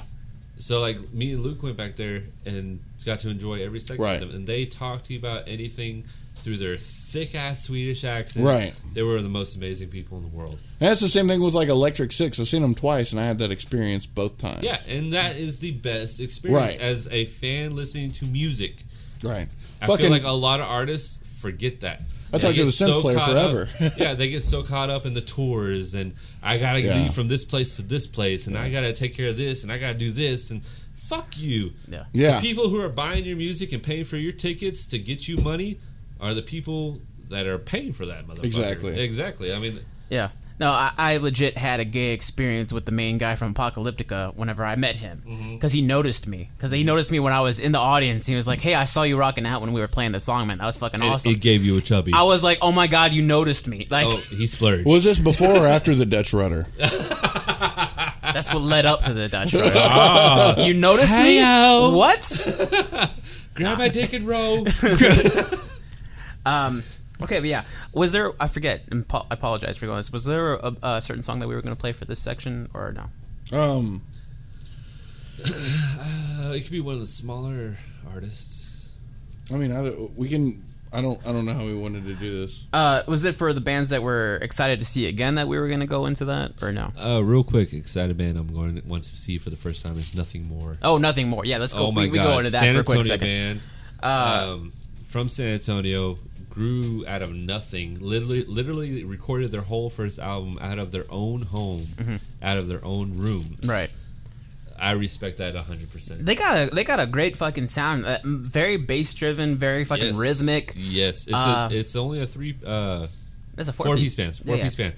So to have the sound that they have and be a four-piece band is ridiculous. Totally. Was Skindred a band that you had never seen before that you wanted to see, or Yeah. Okay, yeah, I want to see them. That's gonna be our first song. I think we're gonna go into, right? Yeah, that would be good. Yeah. Yeah, sure. Okay, yeah, let's go ahead. This is Skindred Nobody. Right off the bat, listening to this with a fucking, you notice his voice. Yeah. Right, that reggae shit. You know, I mean, not to play racist, but you already know fucking a Jamaican or somebody is fucking going. But once he starts screaming, it's like, shit. Wah, wah. There's that reggae. Yeah. I respect the music because it went from metal to reggae. Yeah. Kind of like that. Got that disturbed. Ooh, Kind of, yeah, kind of. There goes that metal. Dun, dun. Bam, bam.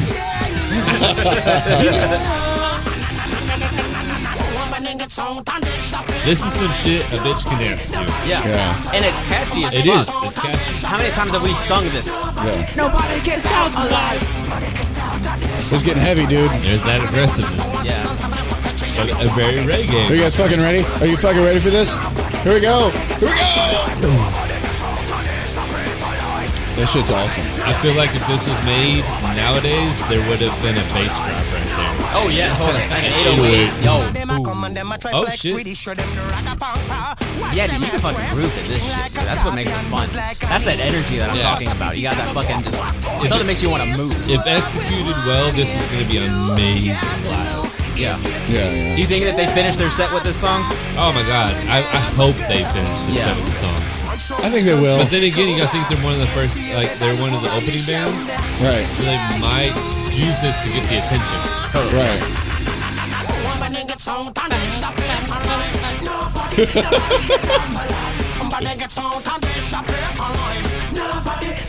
Fuck yeah. I like how you kind of hear the bass in the back, just sort of like. Yeah, creeping in, and then all of a sudden it takes over. Yeah. I don't know why, but this feels like Beavis and Butthead.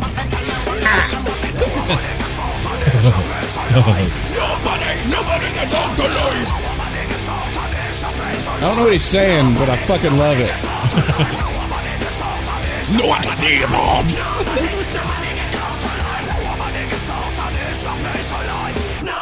Nobody gets out alive.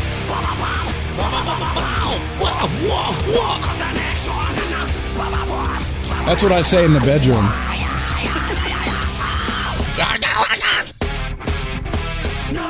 Nobody gets out alive.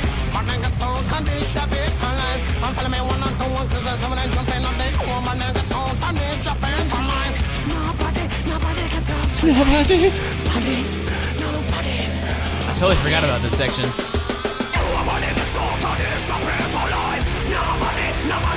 That's baby making music right there. It really is. Well, that's cool.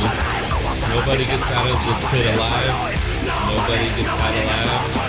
Nobody gets out of this pit alive. No. It's nobody. Nobody. Nobody gets out of this pit alive. Nobody. That's amazing. The mix of metal and reggae and slight alternative, all of that is just it's perfect. Yeah, dude. It gives it sort of like a brand new sort of character that you don't normally. I mean, you don't expect. Oh yeah. You don't expect it. Like nowadays, I feel like reggae is coming back in, like in the hip hop and the pop scene. Well, like the Dirty Heads. Well, Dirty Heads, the is alternative kind of example. 21 Pilots kind of touches on it. Oh yeah. A lot of hip hop artists are coming in, or even the African style is starting to come in.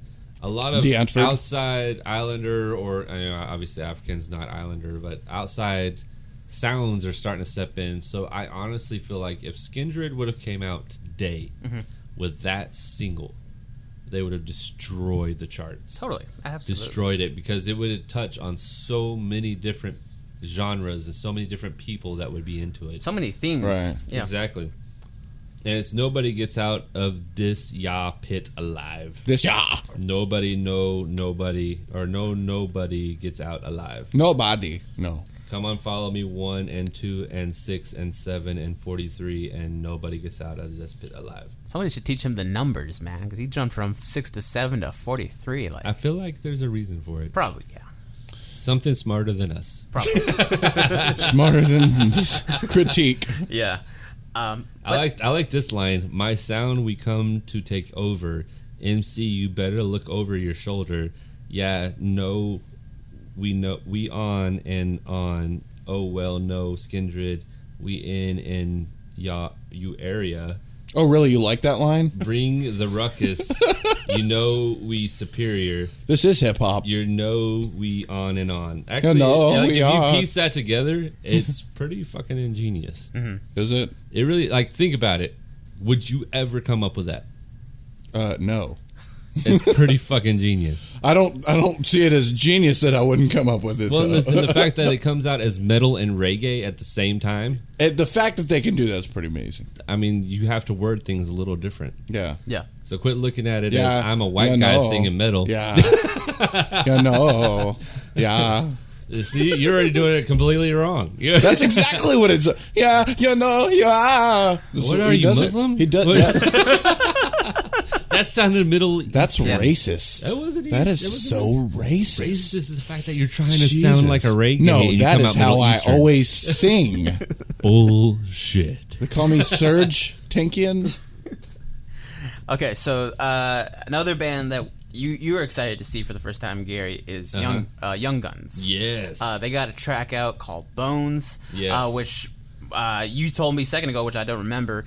Our good friend Chris Put and Maintain's Frige. Put and Maintain. He introduced to us, and I this feels like his kind of track. It does. It was actually a day that me and him were headed to practice. Yeah. Between us. Yeah. And he was like, "Hey, check this out." And I think not too long before that, or right after that, he had shown me. Who was that new band?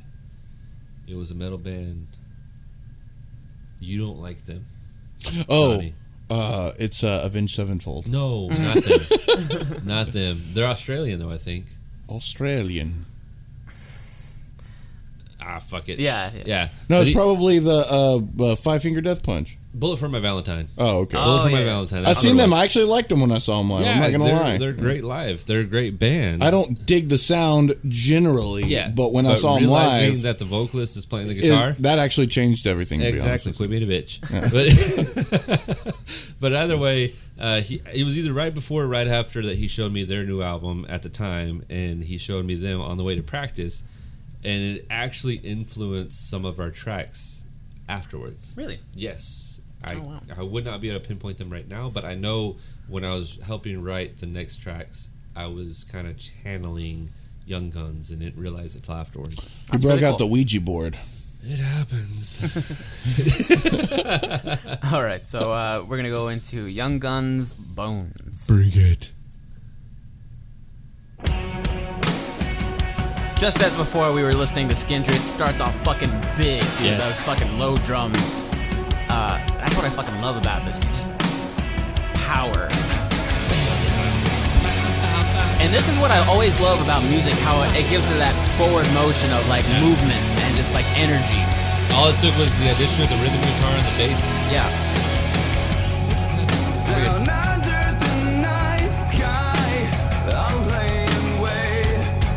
His voice, his vocals definitely has like that good like it's not raspy or anything like that, just good clean stuff, just clean vocals. Yeah. Almost like that 32 Leaves kind of feel where Kinda. Yeah. And it feels like it's got like that good emotion to it where it feels like it's moving forward and it doesn't stop. Yeah.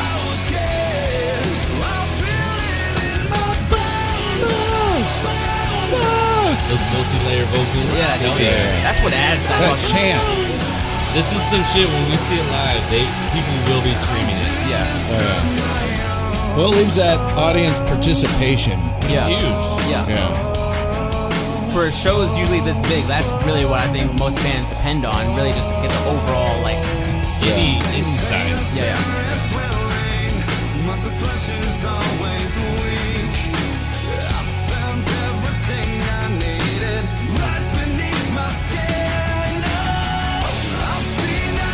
It's a good guitar right there. The guitar's very good. I'm enjoying it. Even on the verse, before the pre-chorus, Like the womp womp womp womp. atmospheric. But Yeah, it's Yeah, but the strong. rhythm specifically is Yeah. really. Yeah.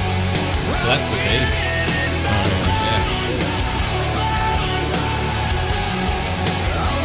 Oh, you fucking hear that? Yeah. Bass drum. Yeah. This is a very That's good bass. drum-driven track. That tube sound. I think I've written something like this before. I know you have.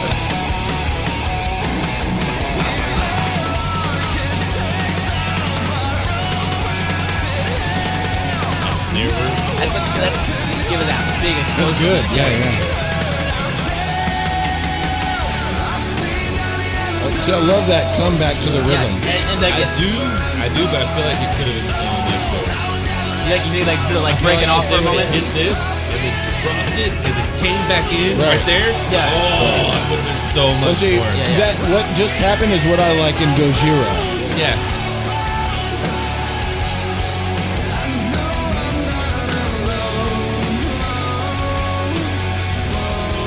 I like the change. Yeah, these guys would be fun to see.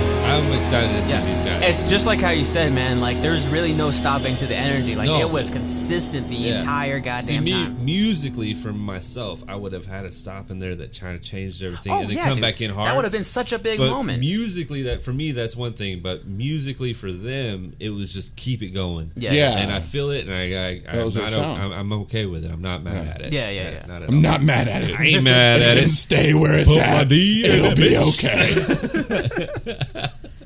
Yeah, no, this was actually a band that I like I said before, like Chris showed it, but that was like maybe 6 years ago, so it's really not. Dude, that was like 8 or 9 years. Whatever, ago. man. Isn't it crazy, man? Long ass- 2016. When was Yeah. the last time we were together as a band? As before IO8. 2010. Okay. Yeah. And this was before it, like, kind of well before it ended. So probably 2009. It's probably 9, 10, 7 years ago. Yeah. But still, like, Damn. this still was really like something that a band that I aside from the song I know nothing about, but based off this song, I guess I'm excited for it. Like, I definitely want to just check out some more of their stuff, see if it has that same energy to it. You know, I think it might be a good idea to tell who I am. We you're never really did that. man. We could do that in the intro. We didn't do the intro. No, we will. We'll get to that Okay. later, man. We'll get to that later. Next song, I guess we're gonna go with, I believe, is Another song. we're gonna go with Nothing More next. I think. What? I thought that was 12-Foot Ninja. No, we're gonna go with Nothing More next. You sure? Because I feel like Nothing More can lead into the other guys because it's a headliner. Oh, so you want to go? Okay, yeah, we can go. Yeah. Okay, 12-Foot Ninja next. Okay, so 12-Foot Ninja, I'm Coming for You. this intro makes me feel like I'm like walking into like a scary boiler room. Why a boiler room? Or just like a scary room. Okay. 1, 2, That was extremely Freddy's coming specific. for I'm just saying, like, it has I that, think he's Freddy Cougar. that atmosphere. Yeah. I like that extra synth sound. Yeah, Oh, I love it too.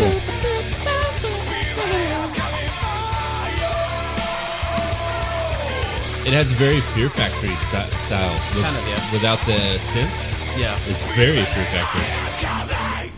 And then this shit happens. What the fuck just happened? What I'm really curious, and you guys have to tell me, is if, like, do they legit do this shit live? Like, Yeah, Yeah. It's kind of like I said before. It's a very El Nino times 10. Well, it's also like Pliny and a lot of like other bands that are coming out now that are progressive, you know. Love this Kind shit. of like Finger 11. oh yeah, Is it? Yeah, Yes. this definitely Finger 11. What was that song called?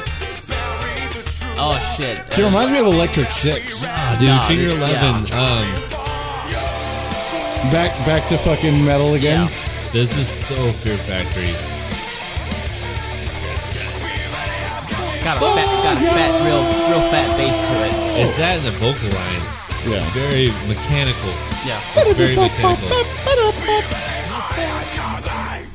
And then they go back Fuck, to it. fuck yeah. I feel man. like I should be doing like I want tango salsa. slash Anybody else want salsa? salsa? I do want salsa. Yeah. The fucking drum, the cymbals, like, And it's like jazz drums though. yeah. It's a jazz salsa. Yeah.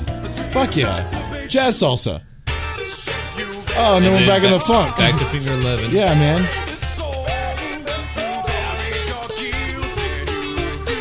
I think this might be like the hidden gem of the set, because they're probably gonna do some like funky shit like this to like, get the audience kind of like excited and then make them dance Right. around a little bit, Right. and then they're gonna hit you with the. There it comes. Oh, See, this fuck. is awesome, man. See, this does remind me of like Gent, the way that their music. at least- Paralyzer. Oh yeah, Finger yeah. 11 Paralyzer. But like a lot of their music, like the other songs that they have, like are that genty sound, you know, with the fucking low What strings. is this? What is this?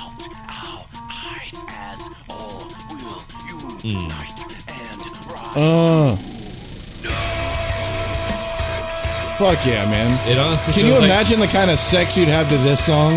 It feels like they took a little bit from a electronic format Yeah. Yeah, and put it into this. yeah. Yeah, they did. I love that, man. That's fucking, that's Yeah. rocking, man.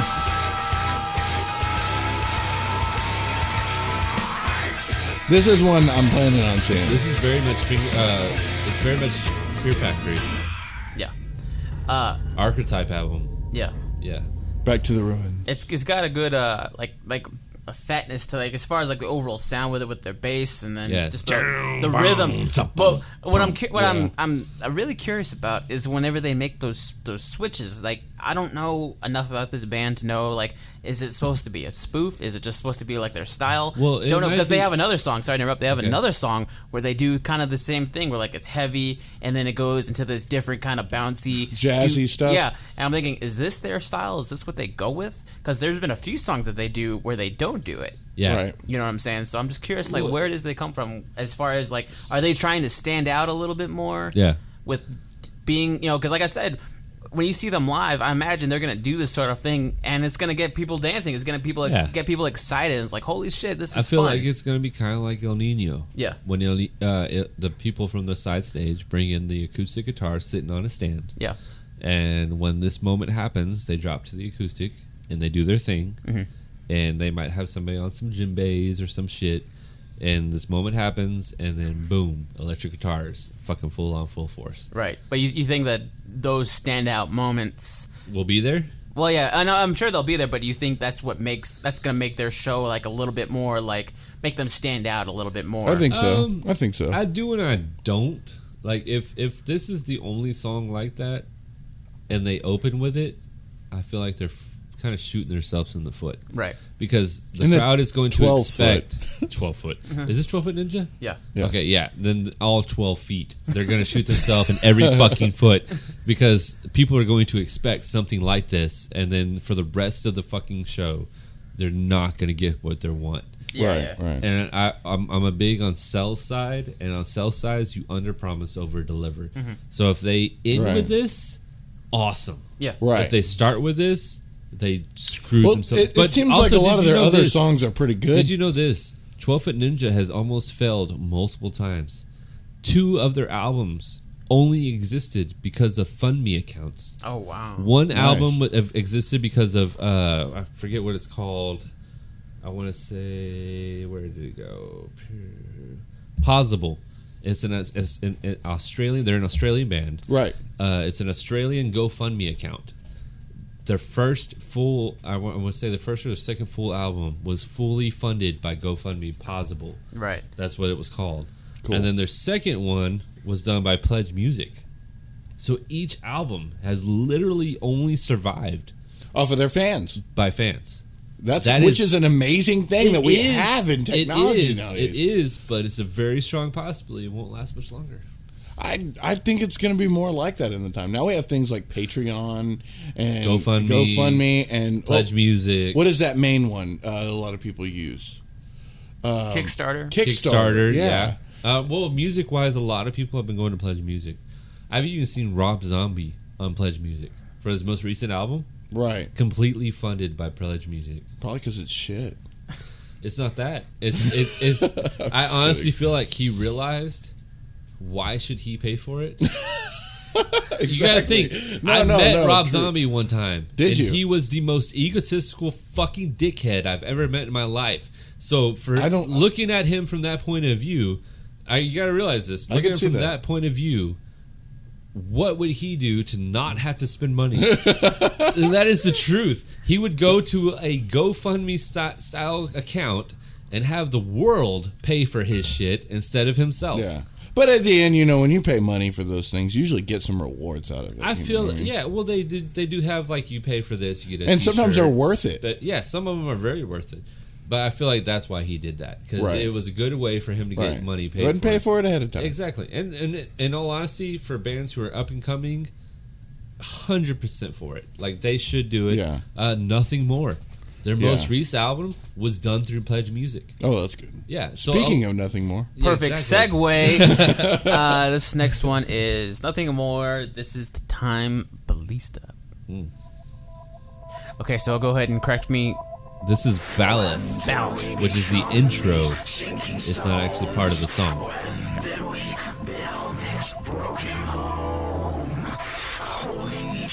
And these guys are from, what, San Antonio? San Antonio, Texas. That's pretty awesome. Yeah. Oh, shit! Slap you. Yeah! But that's a key factor of this band that I enjoy, like that electronic kind of vibe. 808. Yeah. There's some 808, of course. Yeah. But it's that subtone that leads to the actual song, that makes the actual song pop. Okay. That's why it's worth it to have this. Not yet. Subtone. You think it's there. And then... Oh, yeah. That's what it said. Very rhythmic. It's a simple 4-piece band.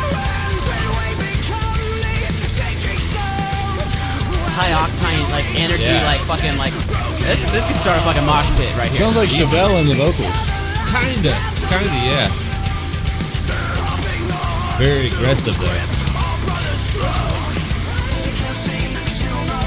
That guitar work right there, very finger tapping. A lot of finger tapping.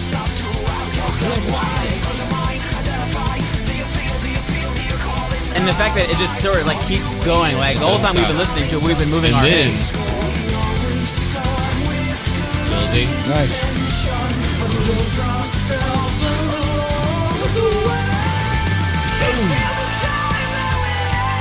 Yes.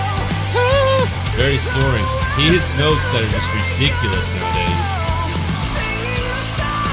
Oh, I damn sure couldn't do it in full voice.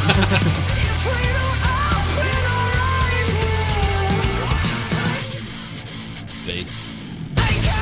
The bassist of this band is phenomenal. Yeah. He rocks the 6-string bass. Okay, cool. Oh, but he works it better than most people do with a 4-string. Yeah.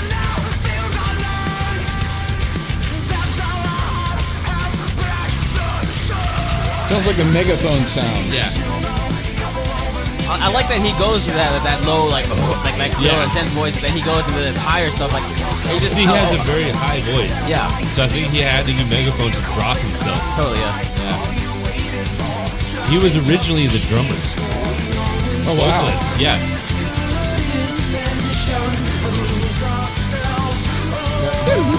Yeah. That slide? Yeah.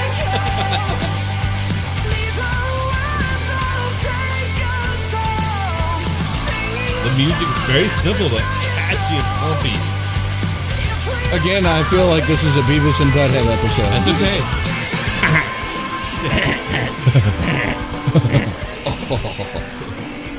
Right here, listen to this. They do this live.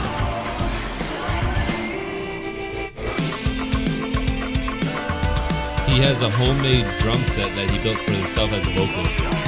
Cool.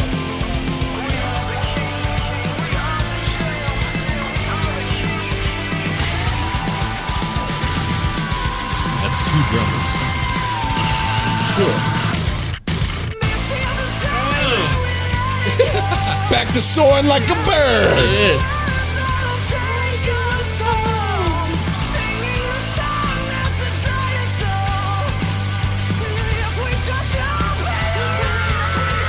Very Chris-like. Oh, yeah.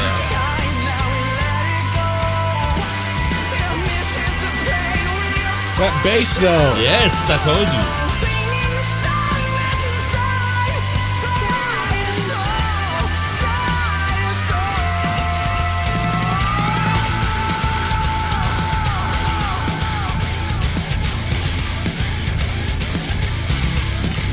Whoop, whoop.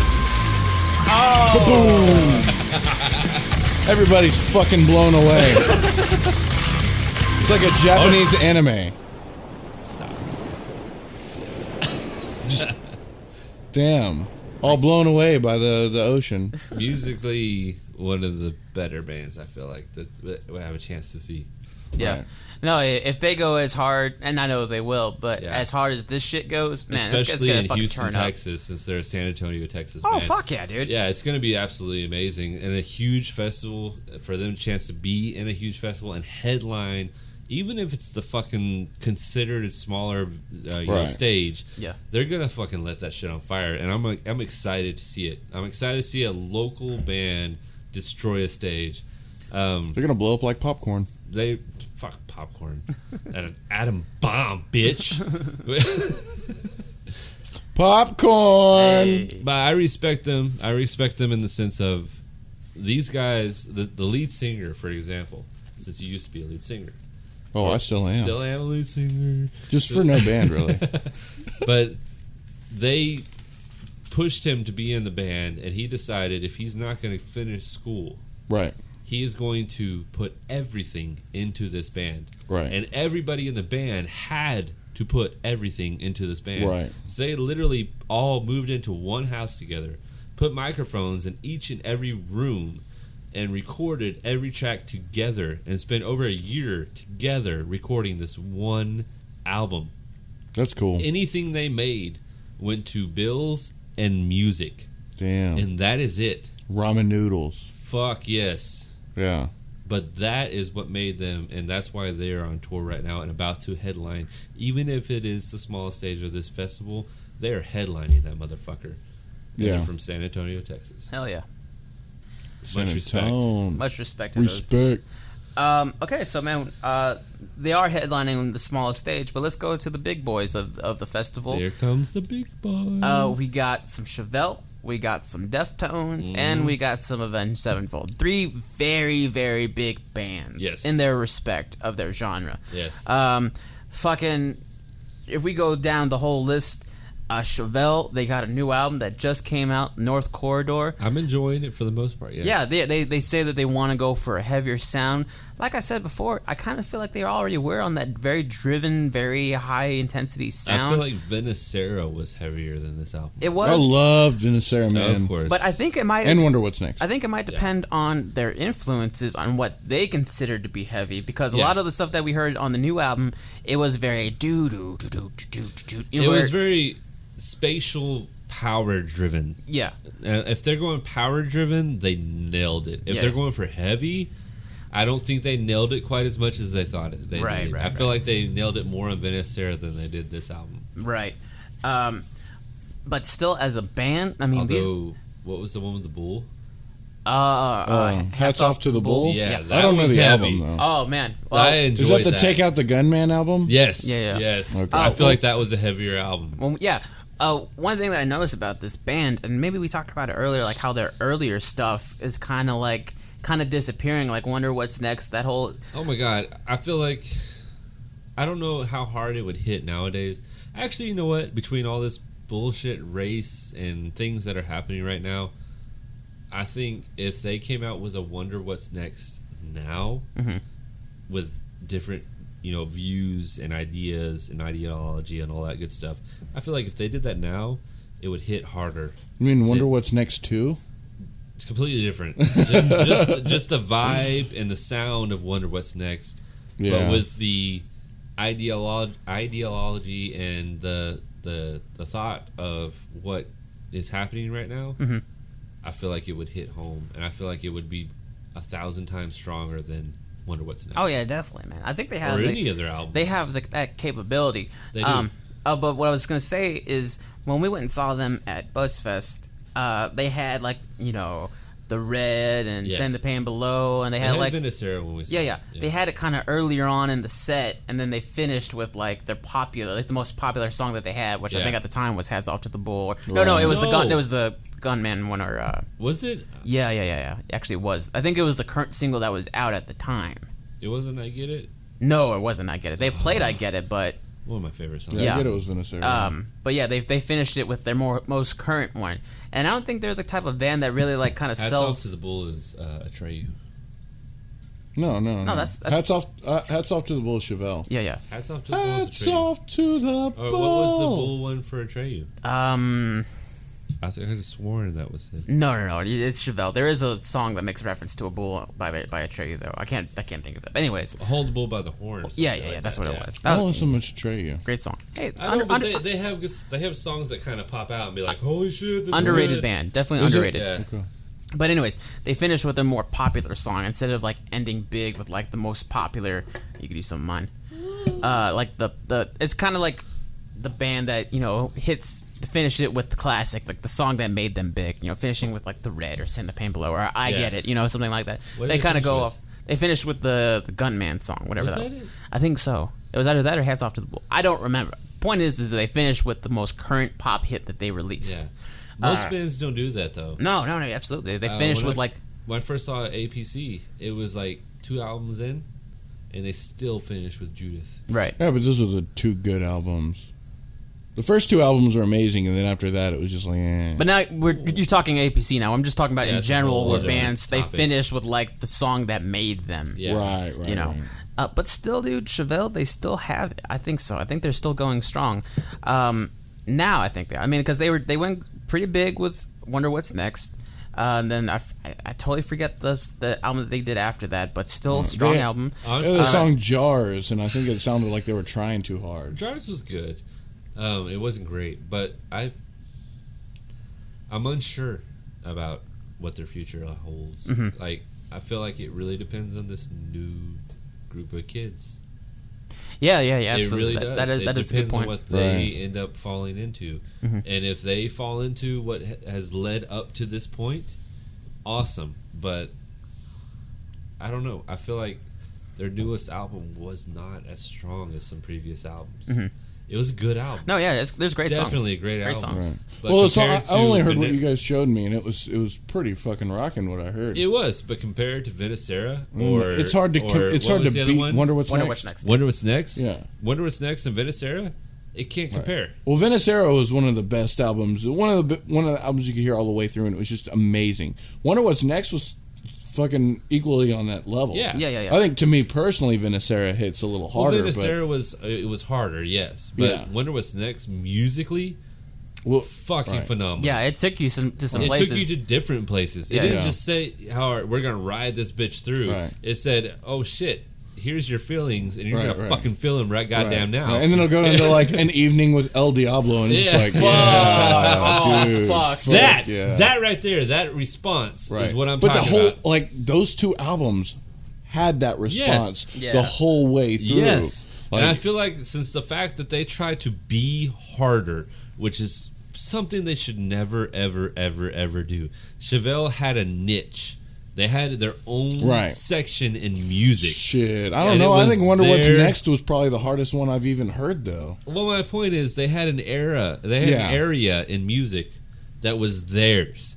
Like, you had, your heavy, your Slipknot, and your, like, all these heavy metal bands. And you had your lighter bands, like fucking... Dashboard Confessional. Well, yeah, you got them. But I'm thinking more like Explosions in the Cloud or Sky or whatever. Shit like that. Yeah. You had those. And then right in this area, this big medium area, you had Chevelle. And, like, maybe Breaking Benjamin and shit like that. You had that area. But now they're trying to compete with these guys? With what they just came out with? Yeah. No. Yeah. No, there was a moment where, like, you would hear, like, Send the Pain Below, like, on commercials or, like, video games. Yes. Like, it was pop, but it only in the sense where it was, like... It was pop because people wanted the music to put on their merchandise. Yeah. That is the only reason it was any way considered pops. Yeah. But other than that, it was not pop. No, people liked it. It was popular. I don't mean to say pop in that negative one. I'm saying, like, it stood out. It was there. You people heard knew it all the damn time because of where they were. But yeah, and I feel like if they would have focused on that and find a way to advance on that, to become something a next level of that, they would have done a better album. Do you think that because emotions, I think, are a lot of what fuel, as maybe the lyrics or at least the intensity. And I remember seeing behind the scenes footage of one of their DVDs where the bass player is like, a lot of the songs about Pete's ex-girlfriends. Yeah. Like very emotionally driven. Kind of like Nothing More is all about his aunt and his mother and shit like that. Yeah, but do you think like they finally reached that point where it's like, okay, we're going to try and write stuff that isn't so much about ex-girlfriends, and we're like... I don't think so. I feel like, all right, this is what I feel like about Chevelle. They're in a position where they've been going for so long, they don't know where they are anymore. They don't know if they're supposed to be a heavy band. They don't know if they're supposed to keep doing what they're doing. They're not sure. And I feel like they went the heavy route to see if they can get a different part of their crowd money-wise.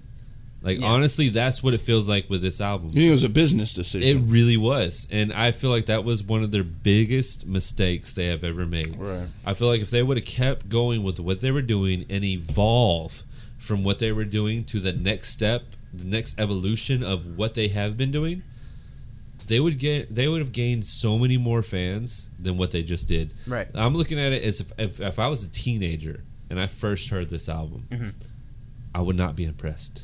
Do you feel like it seems like too, like, quote unquote old, or like too, like, out of fashion? It's too basic. It's too repetitive. It's too boring.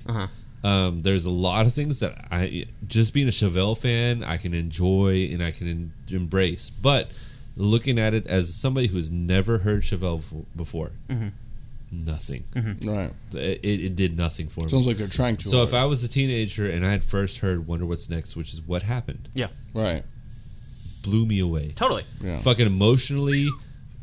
Man, I had so much sex to that first album. Forfeit, Family System, exactly. Fucking. The whole thing. What was the great. acoustic song? A Lonely Visitor. Yes. Dude, that fucked me so bad. That whenever song. I heard it. Oh my god, fucked you. Shit like that. Okay, that was amazing. Totally amazing. As a teenager, and you hear that shit. My god, it's fucking money. You didn't know what to do. You just took it. That's all you could do was take it. Yeah. Listening to what they just came out with. Yeah. Nothing. No, Nothing absolutely. I think it starts a spark where it gets like, I mean, we've listened to them for years and years and years. So we hear it when we were listening to it outside, and it's like it gets our head moving, and you kind of like nitpick it. You kind of turn analytical, where you just sort of like, cool, they're doing this. Like he's doing like some Spanish guitar style. I feel like it's more of the fact that we have put so many years into Chevelle that we are allowing shit in that we wouldn't have done before. Right. Yeah. Right. But that's what I'm saying. If I looked at it as a teenager first coming into this, they failed, man. Yeah, they really did. I love Chevelle, but if I was trying to take my sound to the next level, I would feel like I failed. Mm-hmm. No, man, I feel you on that one. It almost kind of comes backwards because Vinacera was so much better, so much stronger, so much heavier, and then they try to say that they're trying to be heavier and stronger with this album, and they didn't even exceed the album they'd done previously. Right. That's a fail. That's a fail. Yeah. I mean, do you think they're destined to fail, or do you think? I feel like if they learn from this and come back stronger, they will be fine. If they see this and their sales don't go well, which I don't foresee happening, they might crumble. Yeah. You think they're gonna? Actually, this is random. I actually have a feeling that if this doesn't go well, they're gonna try to bring back the old bass player. Really? Yes. Oh man, I can totally see that, dude. It's like, look who's back. Right? I honestly feel like if they don't do well, they're going to try to bring him back. Or better yet, they'll do like a 10-year anniversary tour of Wonder What's keep Next. Him as long as they bring can. him back. Like, remember how good we used to be? Yes. Yeah, I can totally see it. I mean, that's kind of a cop-out move, but bands do that shit. They do that shit. Yeah. They really do. And I honestly feel like that if they did that, it might work out for them. Because think about how heavily bass-driven those first songs were. Mm-hmm. And how much influence he obviously had in those songs. Totally, yeah. And those songs, for each one of us, touched us in some way. Right. Whether, physically or mentally or sexually, because, it's gay. But I don't know where we're going with this. But really, in all reality, it touched us in some way. Yeah. So if they did bring him back and allowed him to put if he's still the musician he was, right, and allowed him to put his input in like he did before, I feel like that Chevelle would go to a level we have yet to see. That would be an interesting thing to see. Well, I think the same thing happened with Korn. Korn, yes. Korn, they brought Head, it got a lot better. It got better, but it's still not Korn. It's still not the same. I completely agree with you. Maybe if they got David back, it might be different. What do you mean? The drummer, David Silvera. Oh, yeah. Well, okay. In Korn's sense, I feel like David wasn't as much of an influence as, Head, Monkey, or John. Right. I think Head was a lot, and that's what made a giant difference. Yes, Head was a huge difference. But in order for Korn to be Korn again, and I'm not trying to be like... It's just not going to happen. Praise Satan or anything like that. Right. He needs to get it back on drugs. He needs to get over the whole Jesus thing. Jesus loves me, yes he does thing. Yeah. He in all honesty, that's what he would need to do. Right. And that's not me trying to be anti-God or anything like that. Right. Fuck that. If you believe in God, awesome. Go for you. But the Head that was the way he was before and the Head that is now are two different people. Right. And the fact that they're two different people means there's two different musician minds. Right. And the mind that is there now is not doing much for the band, not nearly as much as the mind that was there before. Right. But we've only heard, really, I think there's only one album since he... Even then, I couldn't finish the album. You didn't like it? I could not finish the album. And I love Korn. Yeah. I even dealt with Korn without Head. I don't think it's so much Head either. I think really, honestly, the rest of the band as well just kind of got... Well, you got to think about it like this. Okay. Got out of there. You got to think about it like this. All right, Korn, or Head comes back to Korn, right? Right. Head is a hard, religious person. Right. How is that going to affect the rest of the band? That is not no that more drugs. Well, no, I mean, that might be what happens or whatever, but right. There's a lot of things that can happen that will affect the rest of the band. Yeah. And that changes the mindset of the band. So that's what I'm saying. If Head went back to the way he was, I'm not saying he has to become a fucking drug addict. He has to become a stupid person or anything like that. Just that simple mindset. And I feel like he could do that and still be religious. Yeah. Oh, absolutely. He could totally do it. I don't know if he realizes that yet. If he did that, Korn would become Korn again and better. Right. There's always potential. No, there's always a chance. There is. But this most recent album, I could not finish. I couldn't do it, and I was very upset about that. It's better than a lot before, though. Yeah, when there was no head. Yeah, when there was no head. I mean, you gotta have the head. Just a tip. Just the tip. Going back to Chevelle, though, we were speaking about the positive impact that they did have on us with albums like Wonder What's Next and Veracera. Wonder What's Next. But Veracera, I think all three of us, we had my first blowjob off Wonder What's Next. Good for you. We all three of us had a pretty positive connection through Veracera. Because that was an album that we legitimately all jammed out with together. Yeah. The story is Gary ended up. This is not true already. I can tell you right now. No. Whatever he's saying is not true. Gary had an early recording of Veracera before it actually came out. Oh yes, and he brought it to his house, and we were all there, and he asked us if we wanted to check it out, and we listened to it. I fucking rocked harder than I've ever jammed before, just listening to an album, just headbanging. I feel like Veracera was their last upgraded evolution step. Yeah. And then since then, they have not continued in that evolution. And they may not, and that's still fine. Yeah. Because they produced, they did something. Yeah. They did an amazing fucking album. They did. As well as they did amazing albums. Yeah. But Veracera really, even though I would suggest that Veracera is probably equally as awesome as Wonder What's Next, it'll always have a deeper meaning to me because it was a time, whenever I listened to it, it was with my brothers, you know what I mean? And just really feeling the music for what it was. Yeah. That was in those early days whenever, like, music, not just Chevelle and that album in general, but just music just sort of hit you a little bit harder. Yeah. In the feels. Safer waters, man. I feel like for me, Wonder What's Next hit me in the feels because I was exploring my sexuality with women. Right.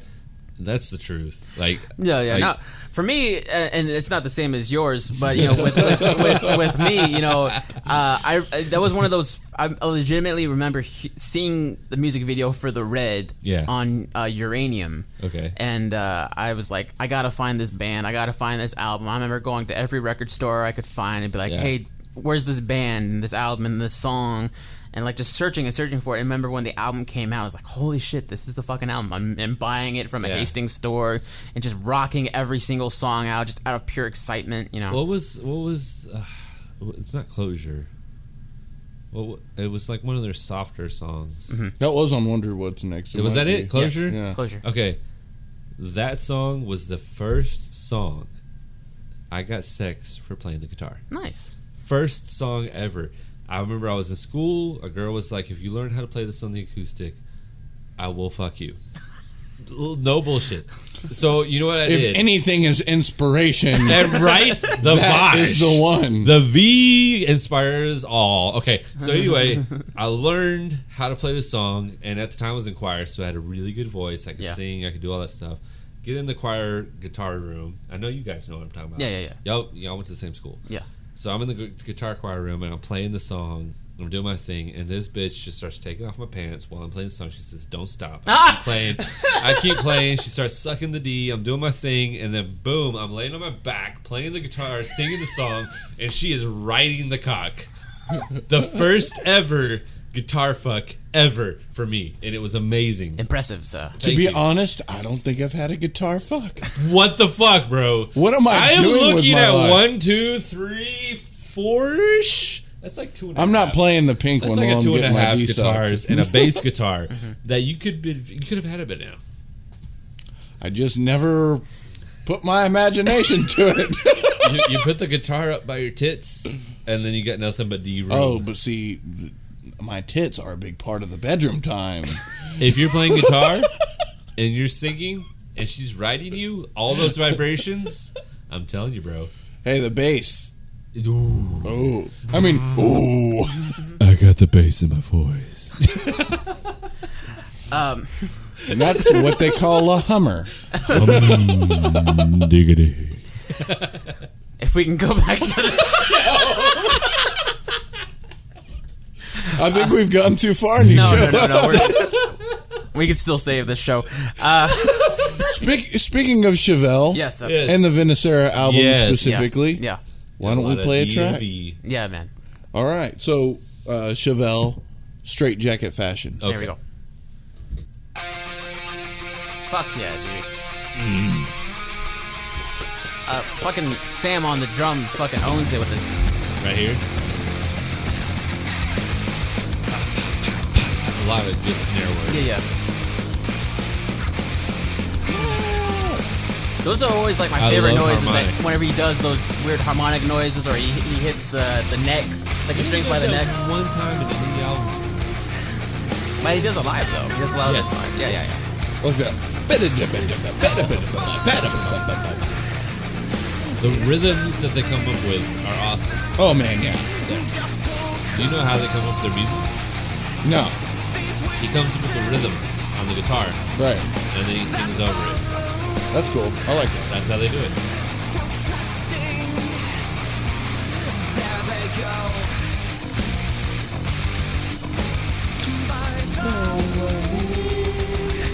We lost because we're colorful. Which song is this? Straight Jacket Fashion. Yes. Right here with the drums.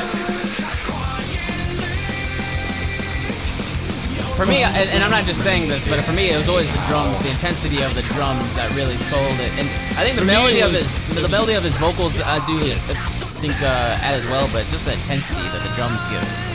The drums, but without that melody of vocals, the intensity of his vocals, it would be nothing. Right. It would just be sound. Yeah. And their verses are usually the same, but like whenever he does like little dips with his vocals and kind of changes it up, you know, nothing too drastic as far as, you know, changing it up. Like they usually do the same thing with their verses. Yeah. By the way, love this shit, man. We're colorful. Yeah.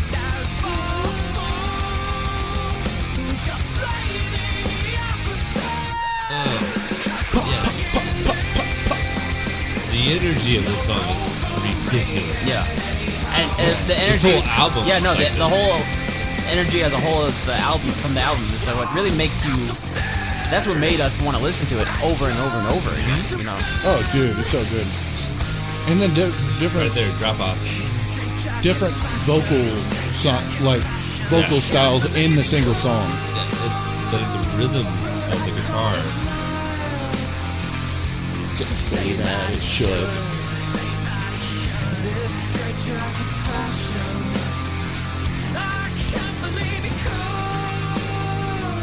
This really does take me back to when we did listen to this damn album in your house, man. That's fucking Takes me back to banging Jackie. I've been trying to erase that memory. I haven't. Good God, that was amazing. This is my favorite part because I remember going. You were expecting it to go fucking hardcore like it was. Yeah. I remember it opens up. I remember listening to this part with you and like you catching me. I was like, no, wait, and it's trickery. Yeah. This song does a lot of what we used to do, where you think it's gonna do something, but it doesn't. Right, it's trickery. Yes. Which I feel like a lot of music nowadays is so basic and expected. And also, definitely, he's using a lot more double kick than he normally does. Like, he usually uses, like, little bursts. Yes. You know, but this one, he was, like, fucking, like... Yeah. And, like, I think Sam is probably one of the... Great, not the best, but a great drummer. Like, he's got some intensity to him. I feel like he can do so much more than what he actually shows. Yeah. But with the music they do, he doesn't need it. Mm-hmm. If he was in a metal band, he could do it. But with the band he's in, they don't need a crap ton of double bass or speed blasts or anything like that. They need what he does. And that's all they need, and he does it well. Yeah. Like he's the epitome of simple is better. The epitome? The epitome? Fuck you. No, you're right though, man. He keeps it where it needs to be, but whenever he does those little moments where he busts out the double bass, or he does, because there was one album where he kind of does like a blast beat for like a second, just to sort of like throw it in there for like it was appropriate for the moment. Yeah. But yeah, he has that capability. Sometimes whenever I saw him, when we saw him live, I always thought, like, is he holding back? Is that what he's doing? He probably, I really feel like he is. Mm-hmm. I feel like he honestly can do so much more. But the music doesn't allow for it, really. Well, it allows for it, but he doesn't need it. Right. It's like with anything you Save do. your energy. It's like with any band you do. Like, okay, you can write a song, and it could be very simple guitars, very simple vocals, but you can have a guitar or a drummer in there, blast beatings, full double bass, blasting through the whole thing, and it could sound really cool. Mm-hmm. But if a drummer hits where it's necessary, if a drummer attacks where it's necessary and pulls back where it is necessary, then he is being a better drummer than somebody who's just trying to show off the whole fucking time. And I feel like he is very good at pulling back where it's necessary and showing where he should. Right. Except for the newest album. Right. I feel like he pulled back too much. Right. Well, also a lot of things to keep in mind whenever it comes to drumming too is like what makes a good drummer is just not one that can beat the fuck out of all the drums, but one who can really control their volume and be able to keep on time while being subtle. Yes, very much so. Like for example, Joey Jordison. Yeah, he's a really good drummer. Right. He can hit every fucking tom and cymbal in like the blink of a fucking eye. Yeah. But if you put Joey Jordison. I've been drinking. If you put him in Chevelle, it would sound ridiculous. Oh yeah, it sounds stupid. It wouldn't work. It could work, but it wouldn't. It would take them into a different genre that they don't need to be in. Yeah, totally. So if they keep with what they're doing, if they go back, that's a better way to put it. If they go back to what they've been doing and evolve from there, they will continue to be an amazing band. What they just did is they tried too hard in their newest album. This wasn't from their newest album, just so y'all know. This is from Vinicera, which is the album. What is the name of the newest album? North Corridor. That album is good. It is not great. It could have been so much better, but they tried too hard. I honestly feel like they put a goal in mind and they aimed for it, and I don't think they succeeded. Right. I think they could have done better if they would have just kept going in the evolution of Chevelle, and they would have been way better. Totally. But I guess time will tell with how the audience reacts at the show. If these particular songs create the sort of feel where the vibe where the audience wants to jump or headbang or do a little mosh pit or something like that. And like if they respond to that music through that way, then to them I'm sure they'll consider it a success. But well, I mean, you think about this. Okay, is the survival is on live tours, yes, but somebody sees a song live and they enjoy it and they love it and it's awesome, and then they go to buy the album or they buy the song, because nowadays iTunes, shit like that, they buy individual songs. Right. They go to buy the song. A lot of the times nowadays, songs aren't the same live as they are on the album. Right. So they go buy the song and then they realize, well, what the fuck is this? Are they going to continue to buy more songs off that album? Probably not. No. Because it's not that great. Right. So if they were to have done, like I said, if they were to have evolved from where they were and not aimed for a specific thing, I honestly feel like they shot themselves in the foot by aiming for a specific thing. Right. On this last album. If they would have not done that, they would have done great. See, I don't even like to aim. I just like to fucking play what I feel, man. And work on it, obviously. That's what they've been doing up to this point. I feel like that's what they've been doing. And they've been evolving, and everything's been amazing up to this point, except for this last album. It honestly feels like they tried too hard. Right. I mean, they literally have one song where they play one riff. The whole fucking song. Yeah. The whole And see, that worked for Gojira. Gojira's got that one song, Stranded. Why do we keep talking about Gojira and they're not even on the list? So good. It's not on the list, bro. Shut up. Are we ready for the next? Moving on to someone else that's on our list. The second headlining band. Possibly greatest band in the whole world. Of course, this is coming from me, but I'm sure plenty of people agree. I think it's coming from all of us. Fucking the Deftones, man. This band in particular, we obviously did a whole episode devoted to this one. A plug. But but Deftones as a band on the whole festival tour circuit that they do, like sometimes whenever I see Deftones on tour again, it's usually they're playing this festival in England, they're doing this festival in Germany, this festival in this country. You know, it's like they're like big for being like the festival, like the big band. That's why I'm glad that I saw them when I did. I didn't see them at a festival. Yeah, I saw them at a show. Yeah. It was just a show. It was like maybe one or two bands before them, Deftones, and then Avenged Sevenfold. Yeah, right. And I feel like I got more from that than I would have if I just saw them at a festival. Now, would you consider Family Values as a festival? In a way, yes. I think in a way too. I saw them at Family Values. Yeah, and you know. Also, what point of the set list did you see them? Were they the like it was them then Korn, which was the headline? I don't think it was. I want to say they were way earlier than that. No, they were one of the headliners. Yeah, but was it like the top 3 or the top 5? I want to say they were the top 5. I want to say they were like the top 2. Really? Yeah, I think it was Korn and Deftones were the ones that were really. You sure? Yeah, I've got a DVD and it's got the DVD even has it as the last. The one before Korn? Right.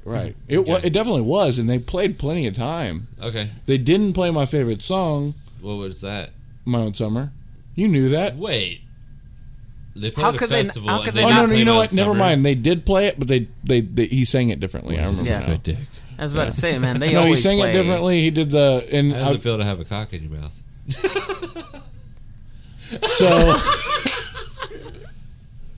It's a little sour. It's a little sour. You need to take a shower, sir. I have a Gold Bond spray, sir. The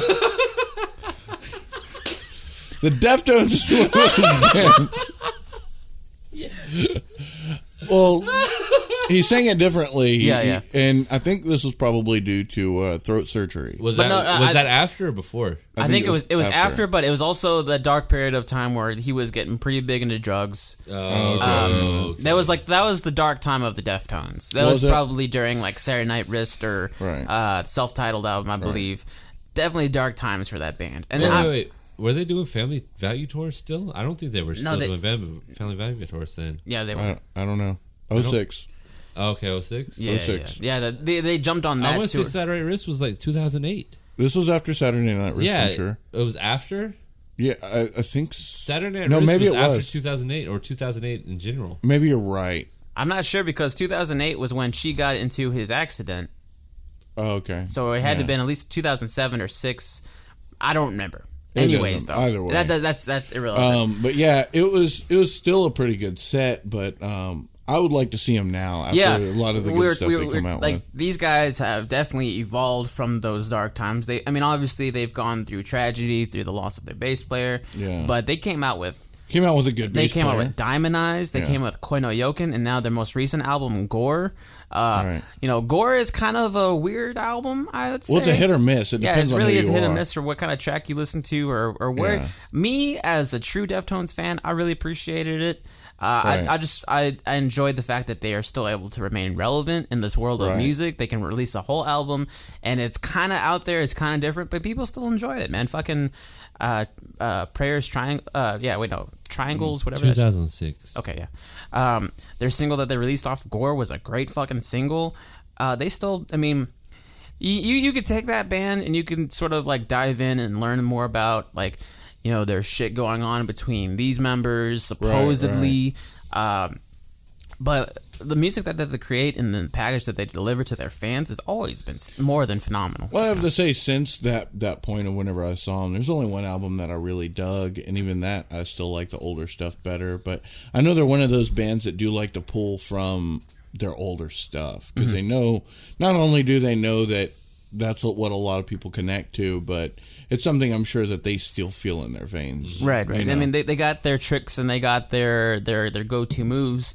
Abe Cunningham, my favorite drummer of all time, he's got a sound, he's got a style that he can definitely bring back from their old stuff to their new stuff. It definitely creates the energy and the vibe. Right. But it is a lot different from what they originally started off with. Absolutely. I'm interested to see what Steph Carpenter does with his new guitar sounds. Yeah, dude. I mean, he's gone from pedals to Axe effects, back to pedals, back to effects. And not to mention, fucking, he started on a 6-string, now he went to a 7-string, now he's on an 8-string. What the Every fuck? single album, he drops the tuning even lower just to, push. I wonder if he's going to play some of the old songs with that sound, or if he's just going to trade guitars. He literally has a guitar for each tuning. Right. Yeah. So anytime they go to a different tuning, he will get a new guitar. Right. It's easier that way. It is, but well, you don't want to tune back and forth. You don't want to play a song that people have heard since early 2000s, right? In a different tuning. Yeah, it'd be weird. It would sound off. It would sound too low and subtoned and not very good. So and everybody else has to go to that too. You're going to have your bass player that's going to need to, I got to follow up with that now. Well, actually, the bass player plays in like one tuning. Right. He doesn't have very many. I think he has one, maybe two tunings. Right. They're very low. Yeah. But from the tuning he's in, he can play basically everything that she had previously played. Right. And whatever he plays now. Well, that's cool. Not to mention, he does some songs off of the new album on a baritone guitar, that very, very low sound. Like those baritone guitars. Who does that? Sergio from Deftones. Baritone bass? It's like a 6-string guitar. It's a baritone guitar, but he plays it like a bass. Like a bass, right. yeah. When did he do that? For the new album. I haven't looked into that. Oh yeah, if you check any videos that he's playing, when I first saw it, it makes sense considering Steph is playing an 8-string guitar. Yeah, but an 8-string guitar. This is something I learned the hard way.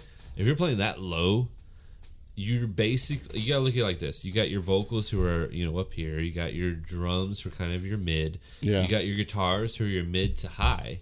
You got your bass who's the low. So that holds the whole spectrum. Right. But when your guitar is tuning to the same tuning as your bass, yeah, you're interfering with the frequencies of right, lower tones. So at that point, what is the bass supposed to do?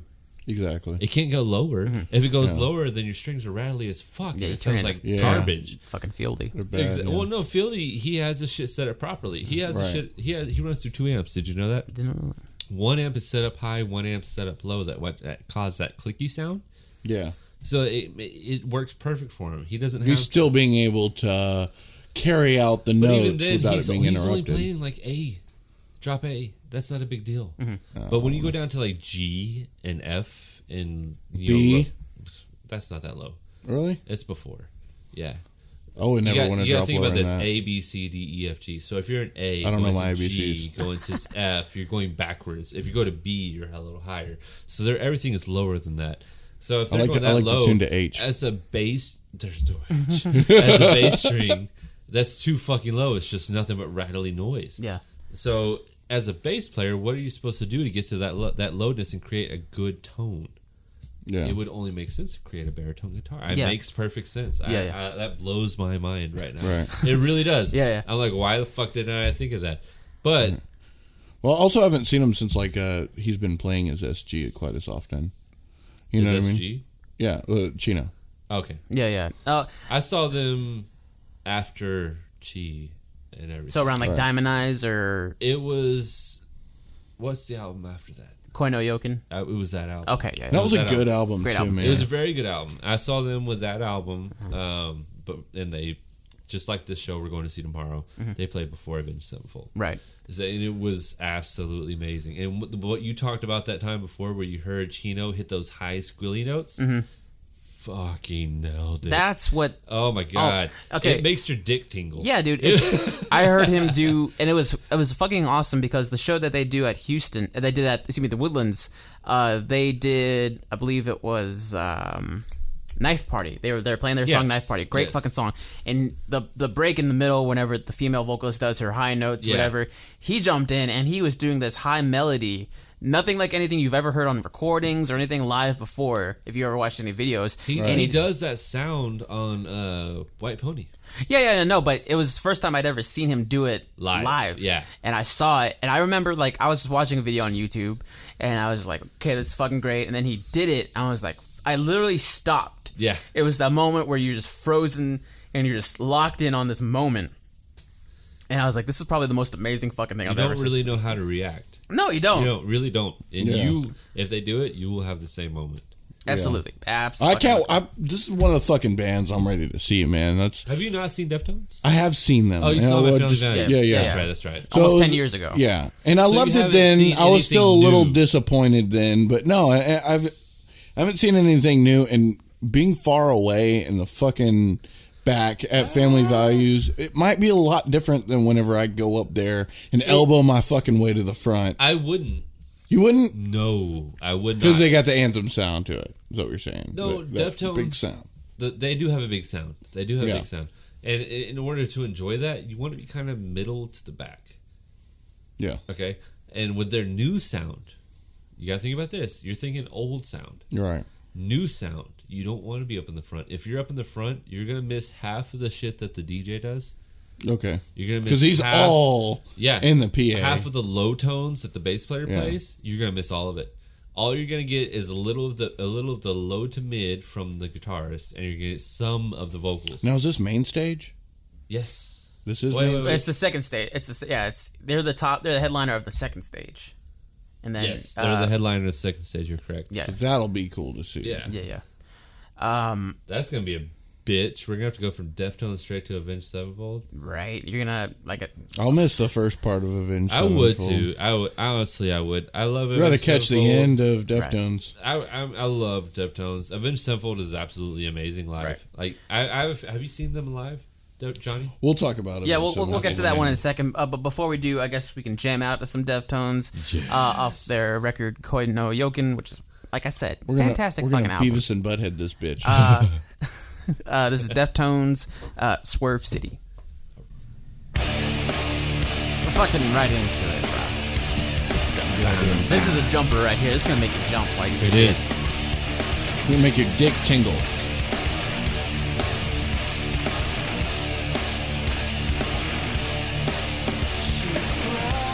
I don't know if it's either his vocals or the guitar with his vocals, but it kind of creates like a certain like atmosphere, like a mood, like it kind of just almost like a fuzzy feeling. That's the best way honestly, I feel like it's all of it. Yeah, it's the bass is continuously rhythmic, the drums are rhythmic, the guitars are open as well as the vocals. Yeah. They travel through the air. And this is another part. It leaves it for the audience. Yeah. Yeah, it's got that anthem sound to it, man. Yeah. This is why I think songs like this are perfect for festivals, because you're going to see just thousands of people just bouncing, and you're going to see them singing, and like, you know.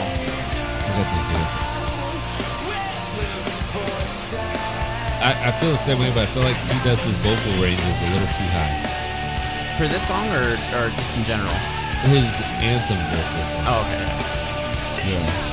Like for me, I can't hit these notes. Yeah. So when I do it live with the crowd, I'm like way down here. Yeah, just to make it to right notes. Yeah, I feel like I'm just cracking the whole time. It doesn't sound good. Yeah. Well, when you're in the crowd, it doesn't matter. I'll crack all day. That drop. Yeah.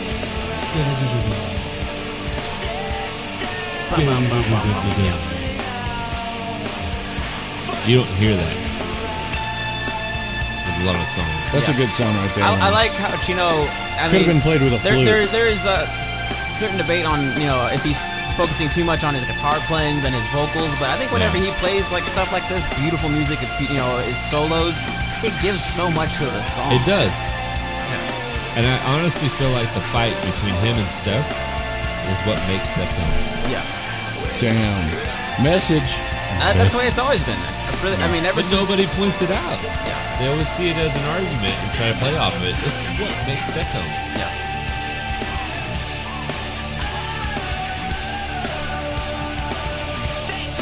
Also, I think for this album, I think Sergio Vega, the new bass player, he definitely had more room to experiment and play around, and get comfortable with these bands. Because I think with Diamond Eyes, he sort of was just like, we've been writing these. Actually, no, I heard he was there with them writing it, but I think Deftones was already sort of driven by obviously the accident they happened with Chi, with where they wanted to go with certain songs. But their second album with him, Koi no Yoken, he had more time, more room to get comfortable and settle in. I think he did. At the same time, I feel like even though they've known him for so long, it's still that I have to compare it to this guy who's been a legend Oh God, man, Chi Chang was. Can you imagine? Can you honestly imagine replacing Chi? I can't. Could you do it? I would rather they just stop being a band, and at the beginning, at the very beginning when it was like, okay, she's no longer going to be the bass player. It's like, well, now what the fuck are you going to do? Because this fucking Chi motherfucking Chang. I am excited the fact that they chose a friend. Yeah, absolutely. Yes. I did not know that. Not just some dude that they met at some point, and it was just some fucking douchebag that can play the bass. Yeah, no. It'd be like that thing you do. Yeah. Where they replace the bass player who went to be in the army or some shit, and he's like, right. Oh, he can play. Yeah. Fuck that. It's some guy that they're all familiar with, they're all cool with. I totally agree with that. I feel like that's the way they should have gone. Yeah. Right. Yeah. No, they had done a show with Sergio Vega before. I think it was she had like staph infection, and he was like, really, it was like something where he couldn't perform. Yeah. So it was like, hey, could you come in and play these songs? It was way back like around the Fur White Pony days. Yeah. And he stepped in and he did a great job. Oh yeah, absolutely. Yeah. So I'm real happy that he's kind of like settling in. He's like, we aren't letting this event stop us from being the great band that we are. We're still going strong, and they still are going strong. Yeah. I mean, I don't know how much longer they have as a band. They've been a band almost 20 years. Yeah, for a long time. So you're really wondering, like, what could they possibly do next? I wonder what's next. I don't think they can't stop. Right. There's like they have such a simple sound. Yeah. That they could get more creative, or they can step it down even more. Which would be great too with their sound. Yeah, with what they do, they can totally pull it off. The stuff they did in the beginning were pretty fucking simple, realistically. They were, but I mean, you had your creative riffs. There were creative riffs, but I mean, they were still simple for anybody to play. At the time, it was pretty intricate. You got to think about time. Right. Like, it wasn't metal. Right. But for that style of music, it was kind of intricate. But it went so fucking hard. Yes. In my opinion, it went harder. Yeah. I think it went pretty raw. It was very raw. Right. It was raw. Yeah. Like when you take songs like 7 Words and fucking just those songs where they're just like all guitar and drums and like Chino screaming and like the intensity of it really made it raw. And it wasn't until like definitely around the Fur where they kind of like fine-tuned it out where it still had the intensity and the heaviness, but it wasn't as raw. Yeah. A White Pony. Yeah. White Pony still had a fucking lot of raw though. Oh yeah, definitely did. But since then, you gotta realize where music is nowadays. Right. It's raw, but it is produced raw. Yeah. That's all it is. It's not as raw as it used to be. Right. If you were to take a band from like the early 70s, late 80s metal band and play it now, it would not do well. Yeah. Okay, so I guess we can go ahead and move on to the big finale show headliner, Avenged Sevenfold. Yeah. And Avenged Sevenfold, I've seen live. You've seen live. I've seen live. Johnny, you've never seen them I've live. not seen them. And he's not a big fan of. I've noticed. Johnny. Let me just go ahead and get this out. I'm not a big fan of Avenged Sevenfold. To be fair, you haven't seen him live. Right. But to also be fair, they do sound like they have the ultimate rock sound. Even me, a person who is into him and hasn't seen him live or has seen him live, right? I wouldn't say that. It just sounds like a lot of the music that is happening nowadays. Definitely, you understand where their newest album came from, right? No, newest album was completely thought of before it was done.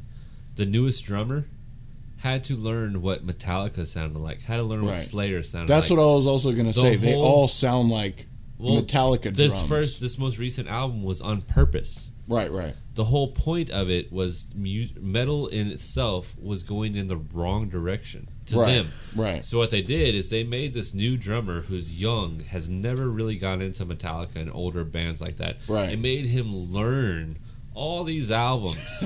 They forced him to learn all these albums so that he could play the most simplistic metal stuff, not compared to the metal nowadays. Well, where like Joey Jordison and fucking what's the dude from Periphery? Oh, I don't even know. Michael Portnoy or whatever his Portnoy. name is. Yeah, that dude. Dream Theater. My bad.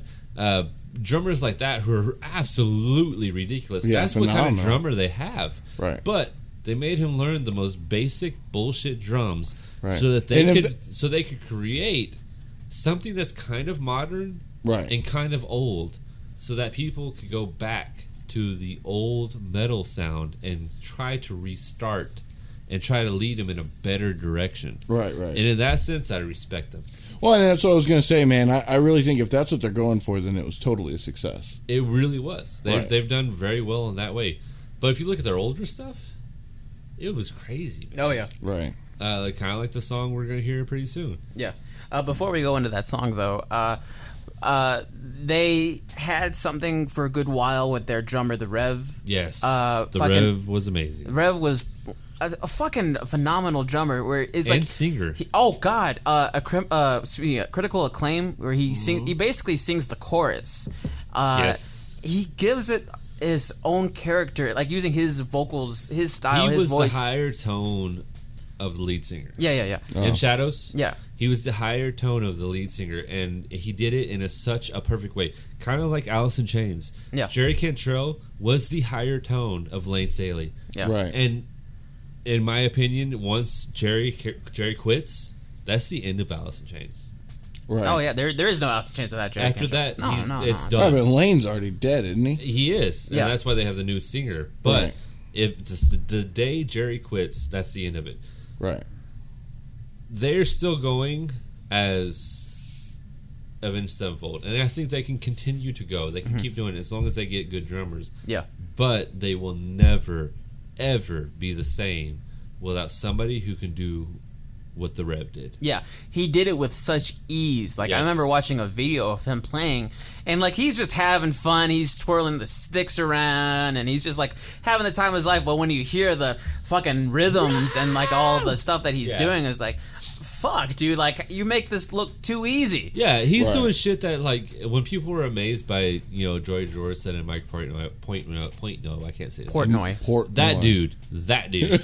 When people see them and they're like, oh my god, this guy's amazing. Yeah. This dude was doing the same shit Yeah. with ease. And then on top of that, singing notes that majority of men cannot sing at full voice. Right. Yeah, totally. And then doing it live Yeah. while putting on a show. Yeah, I mean, I can imagine that I'll probably have about the same kind of respect that, like, Yeah. I did whenever I saw Bullet for My Valentine. See, it's one of those bands... Well, you gotta realize the Or Rev probably is more gone. so.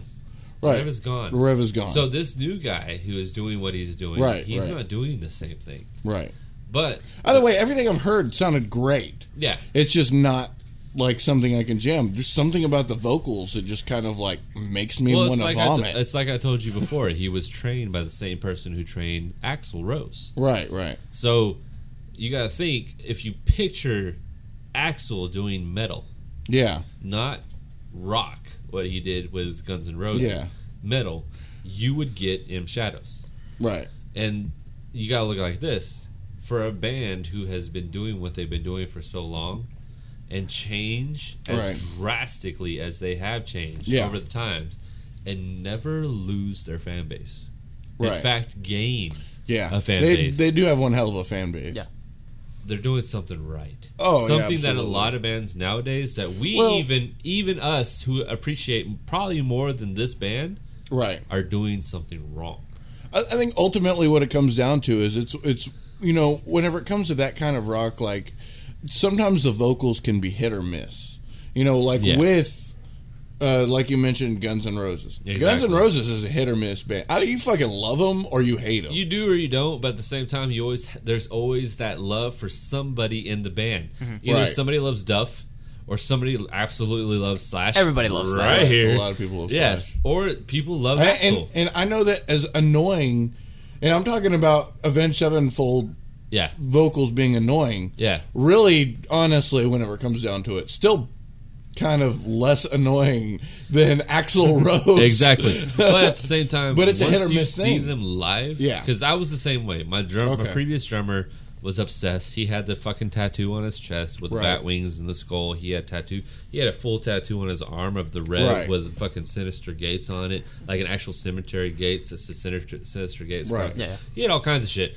So I had to listen to fucking Avenged Sevenfold all the time. Right. But what I realized is for what they do and the sound they make, nobody can compete. Right. Nobody. Their band, I mean, when you watch them live, whether it's the guitar solos or just the whole theatrics of the whole, like, big rock metal show. I mean, because, like, they do really amazing guitar solos. They have the pyro and the lights, and then the drummer who's doing the fucking, killer sweet drum solos and, like, all of, like, the everything to it. It's all a performance piece that everybody adds to. And to defend what John's saying, though, I will say that M. Shadow's vocals, there are some parts where, and I want to say it's probably, like, even in Critical Acclaim, which is a song that I praise a lot because of the rev, there's some parts where he's kind of doing, like, that nasally, like, that's also vocal training. There's, the entire pop industry is trained to sing out of their nose. That's crazy. But you know why? Why? Singing out of your nose is the most controllable way to sing. Okay. So no matter what, if you're tired from dancing, if you're tired from running across the stage, if you're tired from whatever, you will always be able to hit the notes you're supposed to hit through your nose. Right.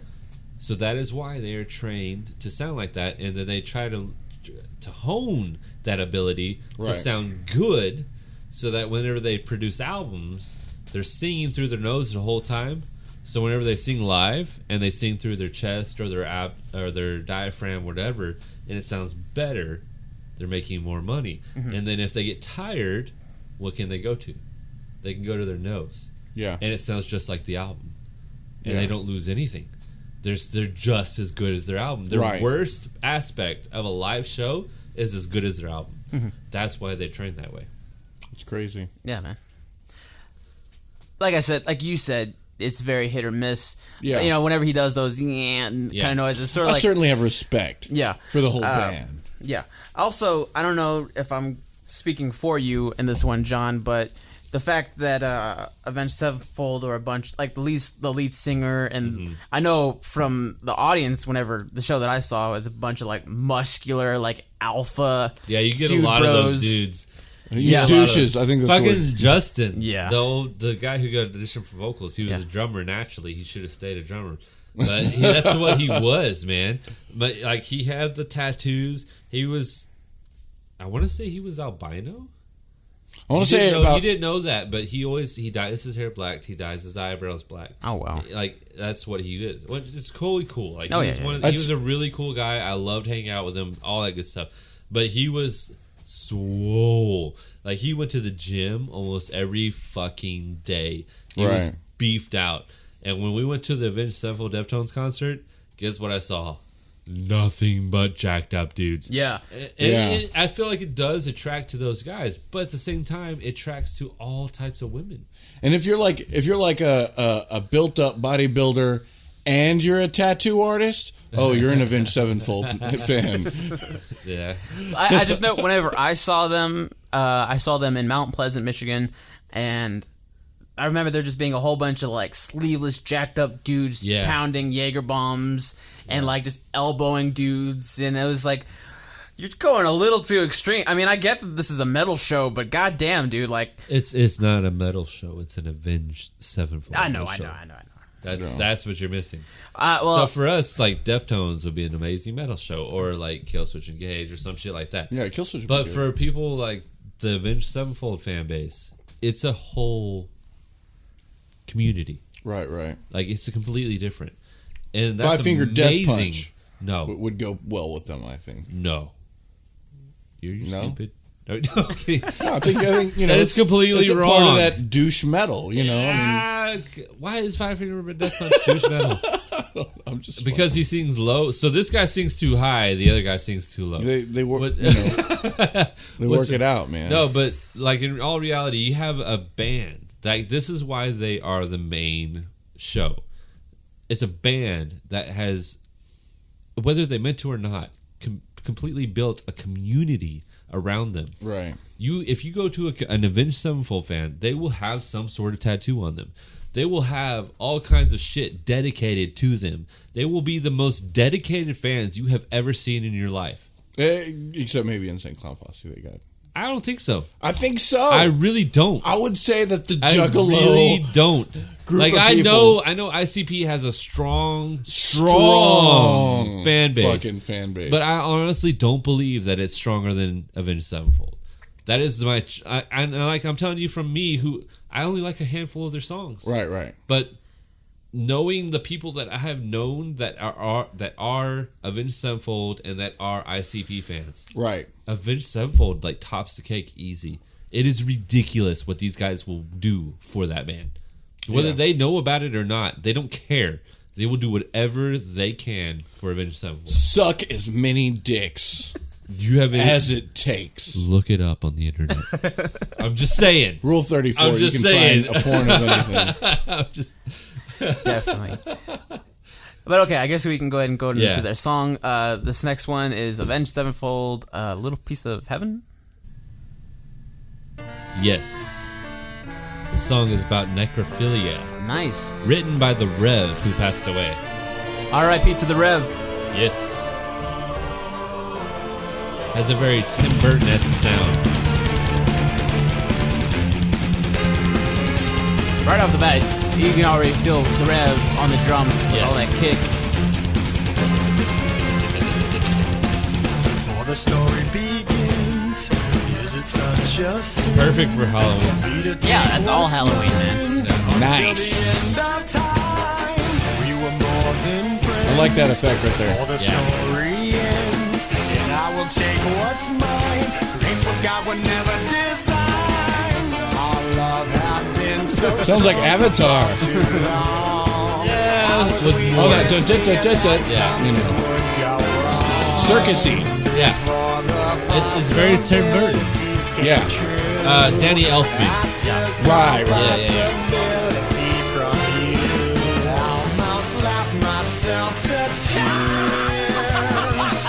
Yeah, very Danny Elfman. M Shadows definitely laughs a lot in a lot of his songs. That's the Rev. Yeah.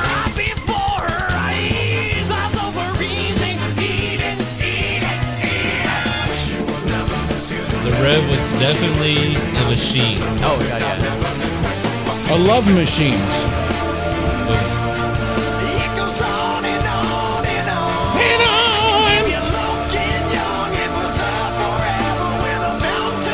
Here comes the part where they talk about the heater for the thighs. I always knew that my little crime would be cold. That's why I got a heater for your thighs. And I know it's not your time. But bye-bye. He talks about getting a heater for the thighs because she's dead. And she's cold. And warm up those thighs. You gotta do it.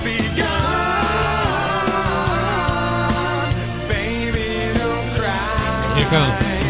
You at my heart. At least for the most part. 'Cause everybody's gotta die sometime. Musically, one of the greatest bands of our time.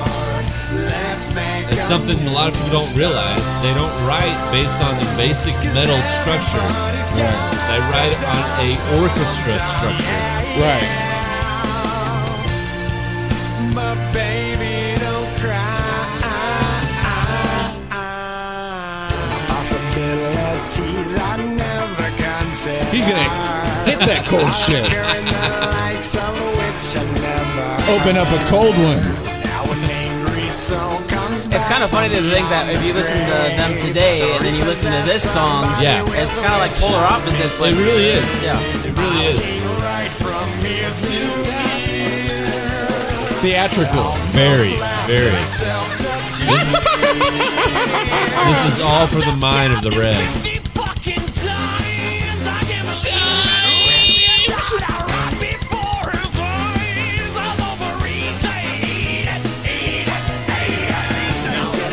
This is where that respect for In Shadows comes from. Right. It doesn't matter what they play. He can sing to anything and still make it Avenged Sevenfold.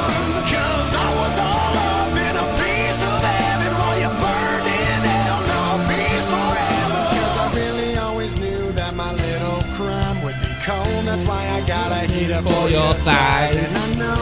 Yes. I know it's not your time. Bye-bye. God. Some brutal shit. He killed his girl and then kept fucking her. And then... Why let a good piece of heaven go to waste? And then She comes back. What? It kills his ass.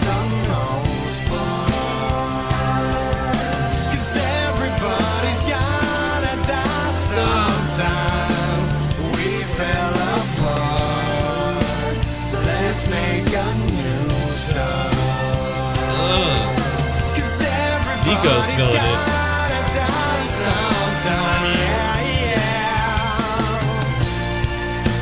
I just like how the orchestra just sort of like sets it, you know, like it's not heavy at all. You just sort of like It makes fucking dead people beautiful.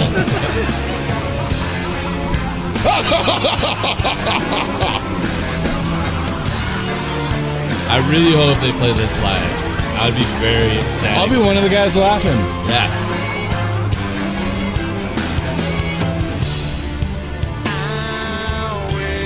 Is that I think that's a waltz kind of. Kind of, yeah. Have you ever realized we write a lot of our music to a waltz? Oh yeah, no, I've always noticed that. I never pictured this to be like that waltzy kind of. A lot of their music is based off a waltz. That's cool.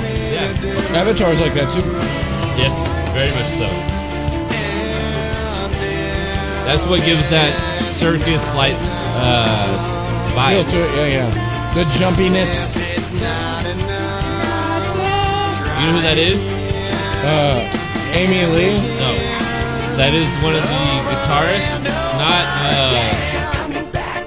Sinister Gates, not him. Zachy Vengeance. Zachy Vengeance, that's his girlfriend. Nice. Damn. Or now his wife. Nice. He actually got Miss married. Vengeance. Actually got married while doing a video. Oh, that's awesome. Yeah.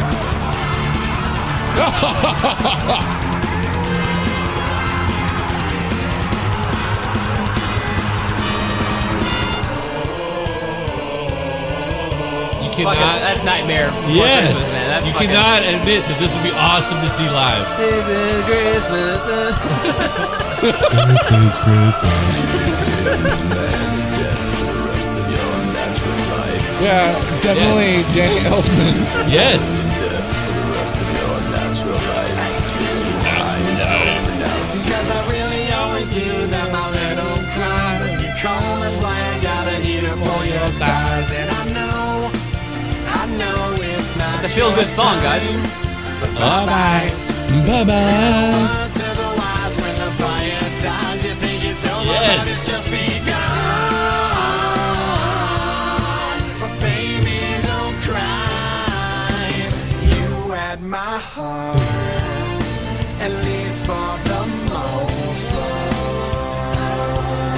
'Cause everybody's gotta die sometime. We fell apart. Can you hear that harmony with the Rev and In Shadow? Easily one of the greatest drummers of all time, man. Easily. My baby, don't cry.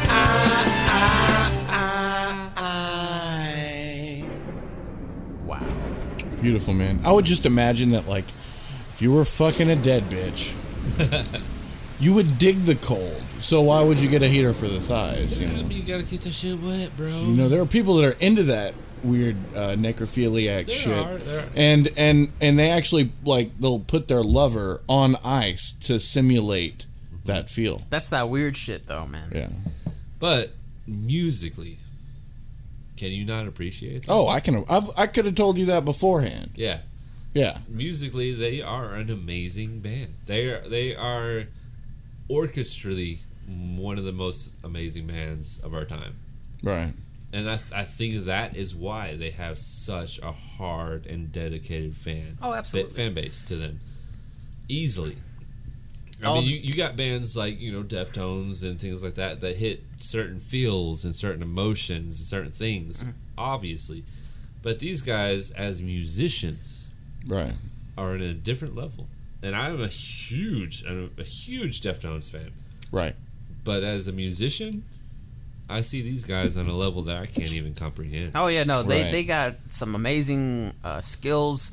Not just, I mean, their abilities behind their instrument, but just like writing music, and then the orchestration of like where goes what, what goes where, and then just the whole packaging of like what it is that they're trying. I mean, with this, I mean, you could tell like they were kind of Rev was going for like this sort of vibe, this sort of like feeling with the whole bounciness with the I would love to create a Danny Elfman style that would track. be crazy. Halloween. As soon as we get a computer back, that is one of the things I am going to work on. That'd be awesome, man. I want a Danny Elfman style track because he is amazing in what he does. Oh yeah, definitely one of the greatest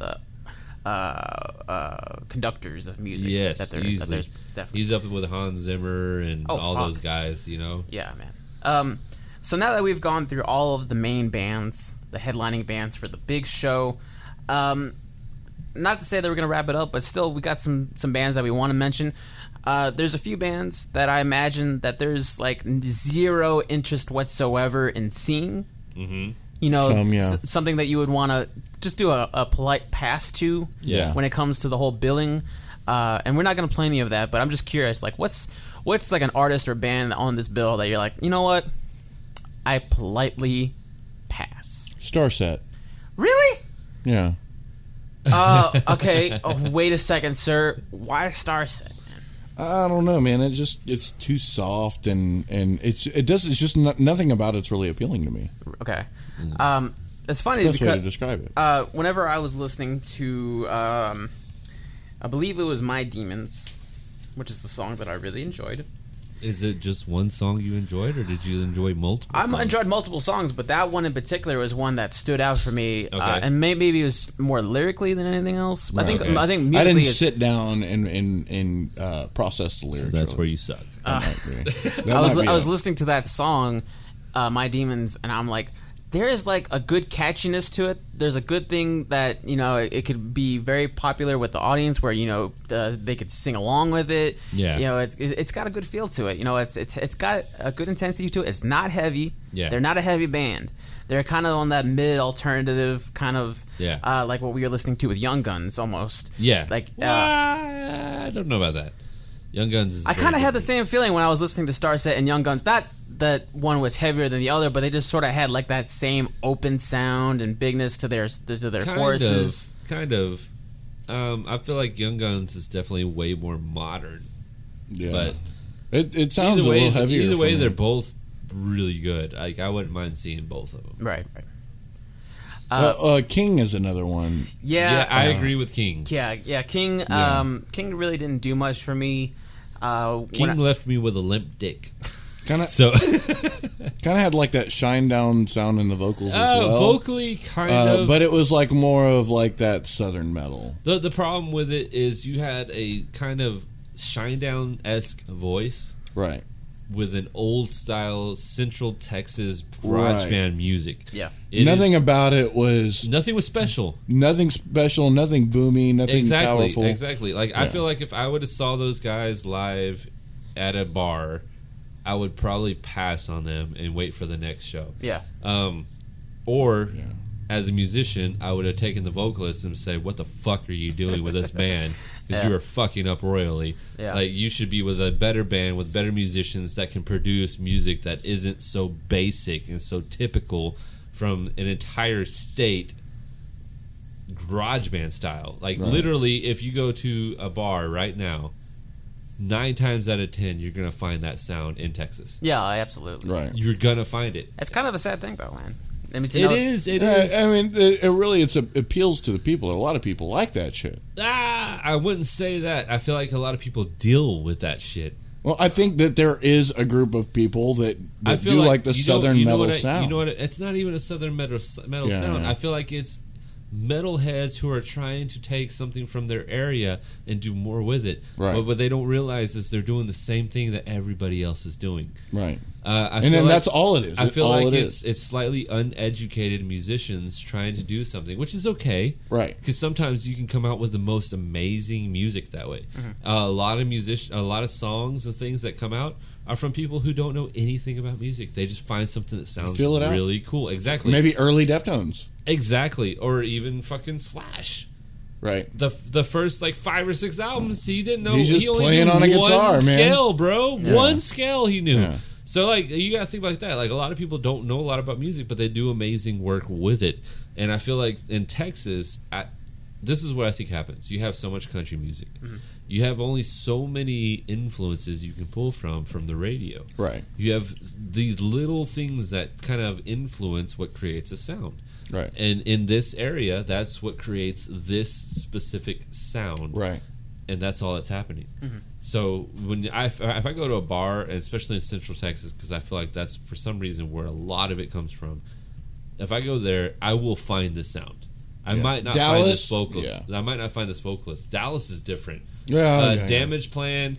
Anything you go to and you see a metal band in Dallas, you will get a Damage Plan style sound. I guarantee it. That's what you're gonna get. The Southern metal sound. Kinda, yeah. But Southern metal sound, I feel like that's too broad. I think that's where Texas Hippie Coalition comes from. Kinda, but it's not like these two bands that you just described. Right. No, but I'm talking about like it's Damage Plan. It's creatively advanced from what we're talking about right at this moment. King is the basic, boring, the baseline, bland. It could be something if there was another dimension to it. It feels like if they might have had one more member that knew what the fuck he was doing, they could have been decent. Right. But they don't. They have the most basic, typical, boring sounds ever. Yeah. With a vocalist that has potential to do amazing things. Mm-hmm. Right. That's where they stand. That's why I don't really care to see King. Yeah. I kind of feel the same thing whenever I was listening to Mothership. Mothership, same way. Yeah, it's a 3-piece, and almost it sounded kind of like that old school metal, like Black Sabbath, Iron Maiden-ish. Oh, dude. I didn't even get a chance to. It's the old. it's a modern band trying to relive the olden days. Yeah, right. It kind of has to me a slightly thrasher metal sound to it. And what I was saying is but it's overdone. It's been done, and they're still there. What gives it the novelty for me, what I found out, is that it's a dad and his 2 kids. Oh fuck yeah, man! Yeah. That does it. Yeah, so that does it for you because you have fucking kids. I don't got no kids. Okay. No, I understand. And I apparently haven't really listened to him, so it's a lot. But at the same time, man, like even seeing like Greg Pickett and his dad, knowing what you know now, if you were to have listened to it, you wouldn't have liked it. No, but I now agree with knowing you. what you know now, you're gonna listen to it and you're gonna have a connection to it. and You might like it. I don't know. For me, I have no connection to it because you start unbiased. I do, and it's not good. Right. It's not good. No, it's not. Well, all I'm saying is that for me, it's Mothership, King, and Ghost. Ghost is amazing. I fucking hate Ghost. They're terrible. They're great. They are the most repetitive, boring, bullshit band that I do not know. I feel like they're paying somebody off somewhere in order to win awards, in order to get where they are now. They're sucking some serious dick, bro, because they are not a good band. They just have that classic rock sound. No, but that's fine. But that doesn't mean they're a good band. Right, no, but they're tight. Compared to the bands that are out nowadays, they mean nothing. That's the problem. It's really just a different... they probably shouldn't be on the bill. They shouldn't. They could be on the bill, and they could be a little lower, like with Mothership, who does they're big. Similar style sound. They're big. I guarantee you somebody's dick. I've seen them live, and it was a great show. I saw them live, and I walked away because it was so shitty. I hated it. It was terrible. So my thing with Ghost is I don't know what it is. I don't know what they're doing or who they're paying. But for some reason, they're up there, and they shouldn't be. Dude, it's one of my favorite bands. I understand that, and I don't understand. I'm not the only one. Yeah, is what of I'm course, saying. because in order for them to get I don't whatever think that there's. I think they're just connecting in a different frequency. And my thing is this: the award they just recently won, was it the Emmys? No, it was the Grammys. The Grammys. Yeah. It was like best metal. Best metal. Okay, best metal performance. Okay, they were going against bands that could easily have taken the cake, and they should have taken the cake. The song they had in that contest should not have won. It was so repetitive. Which one was it? I don't even fucking know. It was the video with the kid, and they're in like a talent contest, and then the kid goes crazy. Okay, that song, it's the same guitar part played over and over with the same vocal line, saying over and over, slightly different.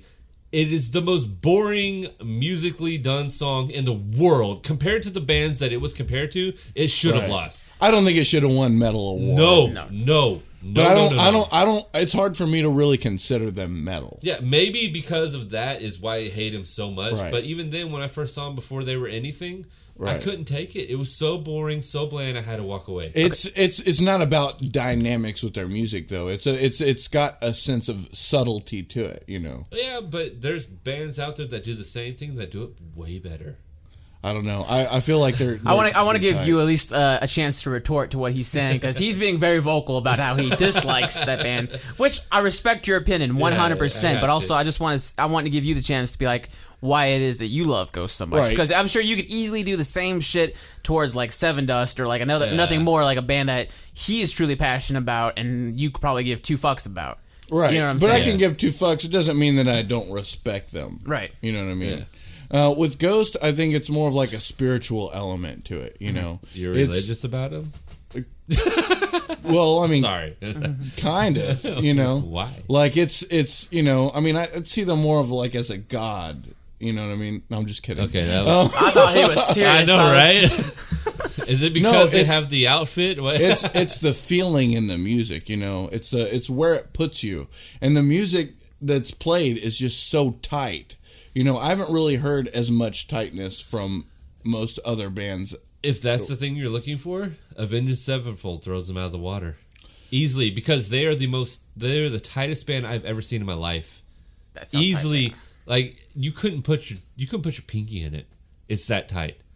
Ghost, I gotta at least put my pinky in it. You can't do it unless you put it like a shit ton of lube and you break some shit. Like that is the tightest shit I have ever seen in my life. That is why I respect Avenged Sevenfold the way I do. Ghost doesn't compare. Ghost had... And I've seen them both live. I've liked Ghost whenever it came out with a certain album, and I really dug the sound a lot. And then I went to see them live. I thought they were amazing. Yeah. The way that they sounded, the way that they felt, the stage presence, it was all there. And then, you know... Since it was one of the bands I was digging at the time, you know, I pre-ordered the album Meliora, and whenever I heard that, I fucking loved every track from beginning to end. Yeah. It was just a perfect you are literally theme. doing what every Avenged Sevenfold fan does for Avenged Sevenfold with Ghost, is what you're doing. What? I hate to tell you that. That is no, I'm not against Avenged Sevenfold or listeners. I wasn't saying that. Right. But what you were doing with But what Ghost, you're saying is not offending me. No, I wasn't trying to offend you. Right. What I'm saying is what you're doing with Ghost is literally what every Avenged Sevenfold fan does for Avenged Sevenfold. What? What you just said. Literally everything you just did, what you did to become a fan of Ghost, is what a majority of Avenged Sevenfold fans do for them. It's the same thing. And I honestly have a feeling when you see Ghost, and then if you see Avenged Sevenfold, if you allow yourself to not be biased, right, you might come out more of an Avenged Sevenfold fan than and I think that I will in general. I mean, I don't have any bias on it. It's just like the only thing I really don't like about Avenged Sevenfold when it comes down to it is just like the tone of the vocals just don't mix with me very well. Yeah, but when you see it live, it's like with everything else. Live is very different from produced in a studio.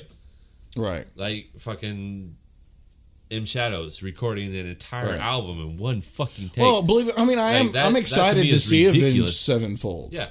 No, but my point is, what you're doing now, with everything you're telling me, is what so many Avenged Sevenfold fans have told me.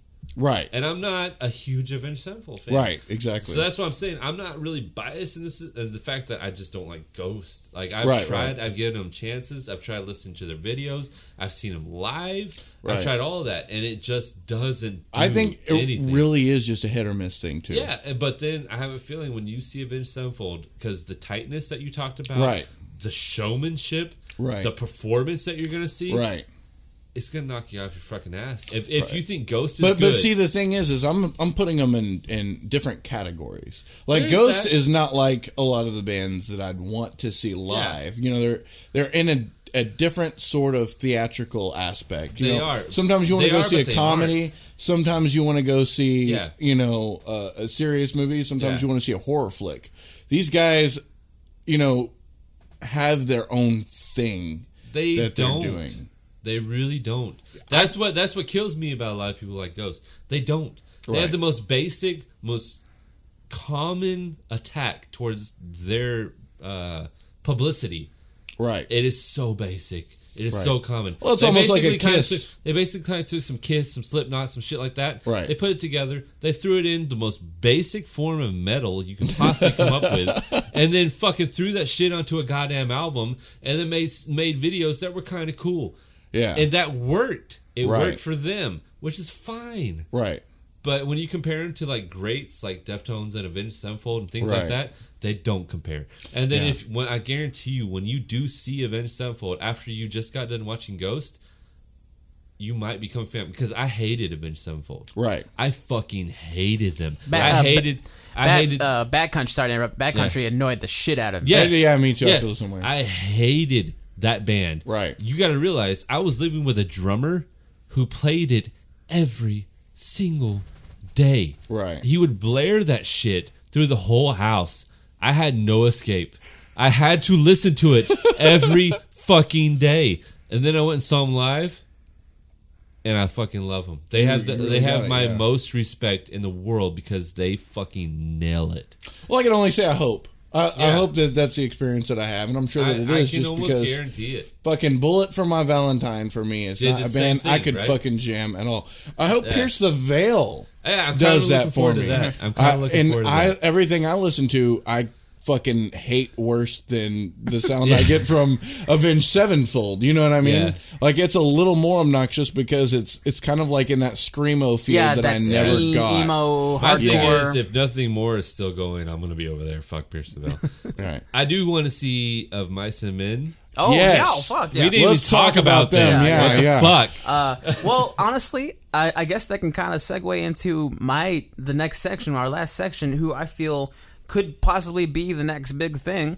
Right. I honestly, truly, I would go with Of Mice and Men. And I think for a second, it started when they went on tour with Linkin Park. Like, they kind of had that exposure to a big audience. Yeah. I mean, not to mention, Chester comes out and screams with you. Yeah. You're going to get some fans. Yeah. But not to mention, like, they got a fucking heavy, brutal sound, but they still have that clean vocals that makes it catchy. Right, and they still even have that screamo element to it. Yeah. But they perfected it. Somebody finally fucking perfected the screamo sound. Right. That's how I feel about it. Yeah. When I believe it was you that showed them to me. Yeah. We jammed out 2 of their songs, and one of them kind of had like a punk kind of feel to it with the drums. One of them reminded me of the songs that you guys were working on, and I showed you. Yeah. And I didn't know like how you were going to feel about it. You know, it being as closely related to it, but whenever you listen to it, you're like, "Yeah, man, this is it." I had a real positive reaction whenever I first heard it. I wasn't sure what to expect, because normally that style of music, it's kind of hit or miss for me, like just personally, because the heavier side of music, like that hardcore emo, that sort of stuff, I just don't really care for it. I mean, I understand there's a whole audience based off of it. There's a whole like culture of kids and teenagers. I think you actually have to have a lip piercing to enjoy it. That's not true. My cousin, she loves that shit, and she doesn't love it. No lip piercing. But when I heard those guys and I heard the songs that you showed me, I think one of them was "Still You Diggin'," and then Bones Exposed was what really sold me. That's a good one. Just because like they have good, clean vocals during their choruses and still brutal. It sounds amazing. Yeah. Heavy in the right spots. Yeah, exactly. Yeah, it's all about dynamics. Yeah. And they nail their dynamics for their style of music. Yeah. One thing I would like to say is, I know I'm a fan of Nothing More, and they just came out like a year ago.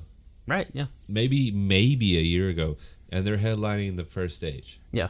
Yeah. And that doesn't mean much to a lot of people, but if you think about it sounds like it fits in this they do, but they category of what could be the next what we heard big thing. was one of their heaviest songs. Right.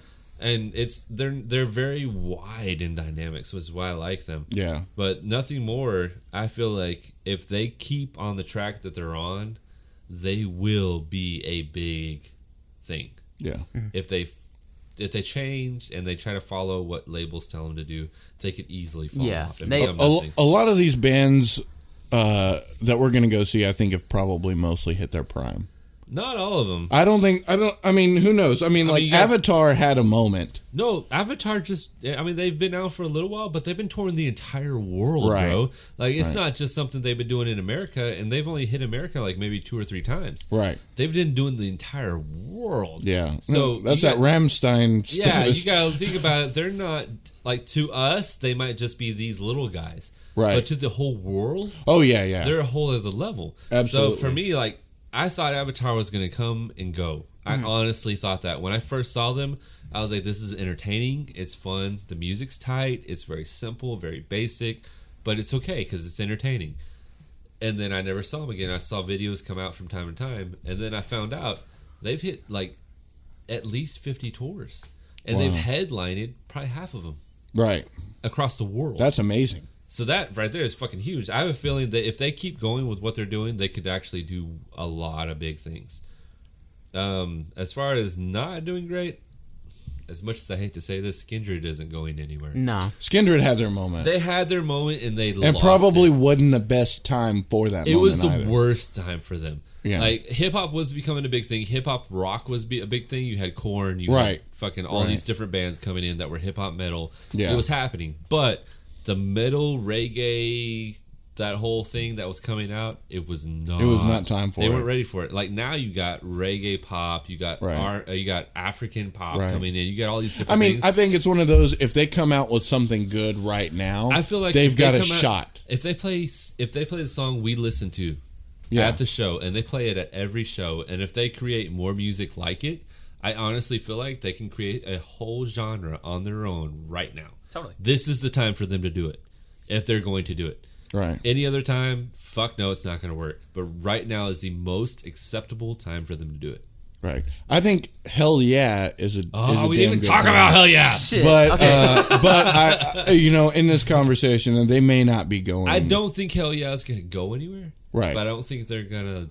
I think they're fine where they are. Yeah, I feel like that they're okay where they are because they were huge. You got guys that were huge from fucking Mudvayne. Right. You got Vinnie Paul was huge from Pantera and Damage Plan. Oh, you got some of the guys from Nothing Face. You got guys from all different types There's of bands. people from Nothing Face in this band? Yeah. There's one left. It used to be 2 guys from Nothing Face. I didn't know. I actually like Nothing Face. They used to have the guitarist from Mudvayne and the singer from Mudvayne and Vinnie Paul. Not anymore. Right. The guitarist is gone. One of the guys from Nothing Face is gone. They got all these different people in. Right. But you have all these people from big bands. They've all had their moments. Right. I feel like this for them is a chance to keep earning money and have a fucking kick-ass time doing what they're doing. Hell yeah, Do you know they tour with Pickle Juice? They tour with Pickle Juice because they know they're going to drink so goddamn much that they need to rehydrate. So they have jars and jars of pickle juice in their refrigerator in their tour bus to rehydrate. That is what they are about.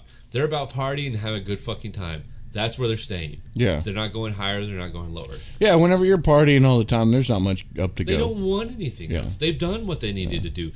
Mudvayne became a fucking powerhouse out of nowhere. Yeah. Mudvayne is a fucking amazing. Exactly. But they haven't done anything in how long? Right.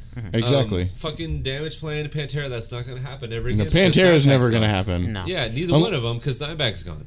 Right. So you gotta look like that. So I think if they got Zakk Wylde to play, I think that would have been a good. Zakk Wylde, how fucking dare you? Zakk Wylde, Dimebag Darrell, 2 very fucking different musicians. I know they have their own sound. Don't ever think that Zakk Wylde can do what Dimebag Darrell did because they can't. Okay. They can't. Like, he could play the songs, but it will never sound the same. Yeah, It'll never have I agree. That's like asking Slash to play Dimebag. It's not gonna happen. Right. It's a different thing. Speaking of Dimebag, though, and Hell Yeah, they just released a new album, and then they released a single. I don't know if it's a single, but they released a song. It's a cover of "I Don't Care Anymore" by Phil Collins. Yes, it's fucking brutal as shit. I fucking loved it. Yeah, but there's like little excerpts of Dimebag soloing. Yes, no way. Yeah. I did not know that. That's did one you thing know I did Nickelback not fucking did that? know. With Dimebag? The Chad Kroeger and Dimebag were really good friends. I did not know that. Yeah, that's why when you said y'all did an April Fool's thing about it, there's a lot of knowledge with Nickelback that a lot of people don't know. Yeah. They were really good friends, and they did a song together that was never fully recorded. But when they play live, they have him playing it live on a video. So when they play live, the video pops up, and the solo is played with their music. Yeah. That is fucking. Yeah, it's pretty sweet. Dude, I teared up. Yeah, it's pretty fucking sweet. I fucking teared up. I don't tear up. Yeah. I fucking teared up. Yeah. No, and then the song was like the lyrics were written about the guy who shot Dimebag. It kind of went pretty intense. It was intense. It was emotionally fucking crazy. Yeah, but anyways, Chad writing it. Back to back to Hell Yeah. No, whenever I heard that song, because honestly, I was beginning to think, where is Hell Yeah at with their music, with their band? You know, people are leaving. You know, are they going to get in? And kind of like you were saying, are they going to get better? Are they going to just sort of fall off? They're just somewhere in the middle. But when I heard that song, I was like, they're just having fucking fun, dude. They're just going into it, rocking out. Music. They're making money doing it, but they're not stressing about it. Yeah. It's their names alone is enough for them to make money for the rest of their life. But the music they make, because they are phenomenal musicians, right? They don't have to try hard. Like that fucking first album, and they got took them a month. They got some soft songs, some relax. Some stuff probably didn't take a whole lot of work. No, 1 month. Right. One of their biggest singles of all time took 2 days for them to write. God. 2 days. How long did Which one was that? Alcohol and Ass? I would have to look at that. Or was it their first single? You wouldn't know. Was it that one? I think so. Maybe, It took them 2 days to write it. Great fucking song. 2 fucking days, bro. Yeah. And all done in the backyard of Vinnie Paul. Yeah. And they're all masters, though. You know what he did to make it comfortable? He fucking built a little backyard studio setup with a pool and fucking billiards. Is that in Dallas? That. Yes. Man, he did it so that they could feel like they're just chilling, having a good time, recording an album. And they recorded a whole album in 1 month. Do they still fuck around with fireworks like they did back in the day when they were Pantera? Dimebag. That was just Dimebag? I mean, I have the Dimebag. I remember the whole fucking video. DVD? It was like all the guys and I have the DVD. 9 times out of 10, it was Dimebag. Yeah. That guy was crazy. I miss Dimebag. Yeah. I don't even know. I never even met the motherfucker, and I miss that guy. Like, I wish he was still here, so he could like blow he my was mind. He was a true hero for music, a Texas hero. Because yes. You know, as far as whenever you say like, what does Texas have to offer with music? Just show them a picture of Dimebag. Fuck a Sam Houston statue. Where's our Dimebag statue? That's all I gotta say. Like, that's what we need. Yeah, I'm down. Put it in Dallas. Oh hell yeah! I feel like Dallas should have. If Austin has Stevie Ray Vaughan, and we have Sam Houston in Huntsville. Austin has Stevie Ray Vaughan. Dallas. How did I miss? Do you know they have a Willie Nelson statue? I was there when they opened it. I was there when they fucking released that shit. He was smoking pot on the sidewalk. I was there. I'm not even kidding. I seen him. I shook his hand. I hung out with the motherfucker. He was high as a kite.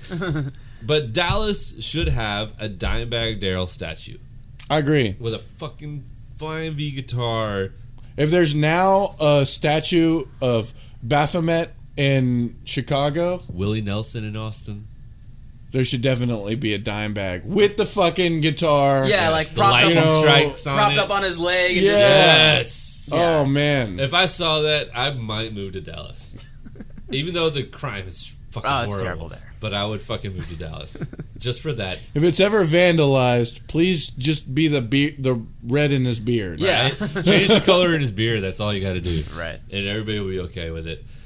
Who else do we have left? I mean, Baroness. Baroness I'd like to see go somewhere. I didn't really dig the music like 100% like I do a lot of the bands that are going, but they sounded like something I can feel.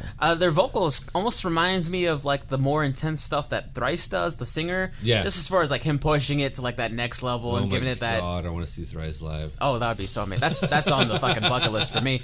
But like as far as like that belting out and just sort of like giving it that intensity, I really appreciated that. Can we do a show of Thrice? Oh hell yeah, dude, we definitely do a show. But Baroness, I think they had a song that was called "March to the Sea." Had a lot of great intensity to it. The drums were just sort of constantly going, and then the chorus was really big. Typical drummer. Yeah. No, I dig Baroness. I think I don't know if they're going to be hitting it big soon. Yeah, but who knows? I think I like the effects on the vocals. Yeah, I think they're doing good stuff with their stuff. I feel like a lot of these bands that aren't headlining, some of them have really good potential. Some of them do not. I could go on record saying I'm starting to really dig the whole 12-foot Ninja sound. Yeah, I dig 12-foot Ninja. I've always kind of dug them. They're like Gemini Syndrome. They're fucking YouTube whores. Are they? Yeah, they pop up all the time for me. I've seen them somewhere before this came up, but I never listened to them. I just know I've heard. It's like, are they from here? I don't know where they're from. I know some of these bands where they're from, but not them. Yeah, man. And 12-foot Ninja. No, 12-foot Ninja is from Australia. Okay, they're not from here. Yes. And I was just going to say, of Mice and Men, I just missed seeing them recently whenever I saw Manson and Slipknot. Oh, really? Yeah, we had to, as soon as I got off of work and we were just late, and I missed all of Mice and Men. And I get to redeem myself. Yeah, man. Life gave you a second chance, man. Well, hold on a second. 3:15. Yeah, that'd be easy because you could go from Hell Yeah or Neck Deep and go see Of Mice and Men. I haven't heard Neck Deep. I would probably go Hell Yeah and then go to Of Mice and Men. I want to see Hell Yeah. Neck Deep is kind of more on the punk side of everything. Okay. It kind of has like a fast, like that typical, not like like very fast drums, and then the singer kind of has not blast beats, but just sort of like that fast punk. Oh, that. Yeah. And then the singer kind of has more of like a cleaner voice. He gets pretty intense sometimes. Yeah. But yeah, it Neck sticks. Deep didn't sound too bad, but I mean, if I'm not going to miss Hell Yeah. If I had to choose between Hell, because you got Hell Yeah at 2:35, Neck Deep at 2:50, and then Of Mice and Men at 3:15. Yeah. I would rather do a Hell Yeah for the full set and then go to Of Mice and Men. Oh yeah. I would probably go. You might not see all of Mice and Men. What do you mean? Because Ghost is right after that. It depends on how long they play. I should be able to find them. I'm just going to miss all of the Amity Affliction. No, Ghost is before Amity Affliction. Right, I'm going to miss all of Amity Affliction. Oh, because you're watching Ghost? Yes. Because you're gay. because I'm gay. And then, who's after that? Baroness. Nothing More is at 5:15. So basically, Baroness, Ghost, and Amity Affliction play all about the same. That is my biggest downfall to festivals. Yeah. Boom. Can't catch them all. The fact that you can't catch them all. Mm-hmm. Like, I would love... You got to catch them all. I would love a festival where they perfectly time everything to where if you want to see everybody, you can fucking see everybody. And some of them actually do that. Some of them actually do plan it out to where you can go bam, bam, bam, bam, bam. Yeah, and I feel like they should do that at all times. Oh. That's one of the best advantages of venues. Yeah. You only have 3 or 4 bands, you're going to see every fucking and it's going to be 10 to 20 minutes that somebody, that they have to reset the stage, you know. That's okay. I don't care about that. That's fine with me too. Absolutely. That's where you get to go eat, piss, shit, do whatever you need to do. Or save your spot. Fuck that. I like to save a spot. I was standing here first. I'm going to knock your ass out. That's my spot. I had to piss. Fuck you. You should have pissed on your spot. That way Fuck that. You can claim it. Yeah, nobody's going to want that like shit. Piss the whole time. I think that about sums it up. I think that sums it up. Wraps it up. Other than September Morning, which we talked about earlier, I think that's pretty much every single band on the bill. Yeah. Buy our shirts. Plug. Before we get to that, I think even though I'm not going to be at the show, I think this is going to be a big event, and I think definitely what encourages people to go to these sort of things is they want to be there for the big show. They want to be there for the big event.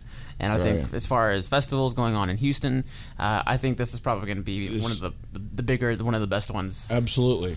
In a while. And I hope really to see one is. soon. It's like I said before, they should do more like this. They should. I want to see Voodoo.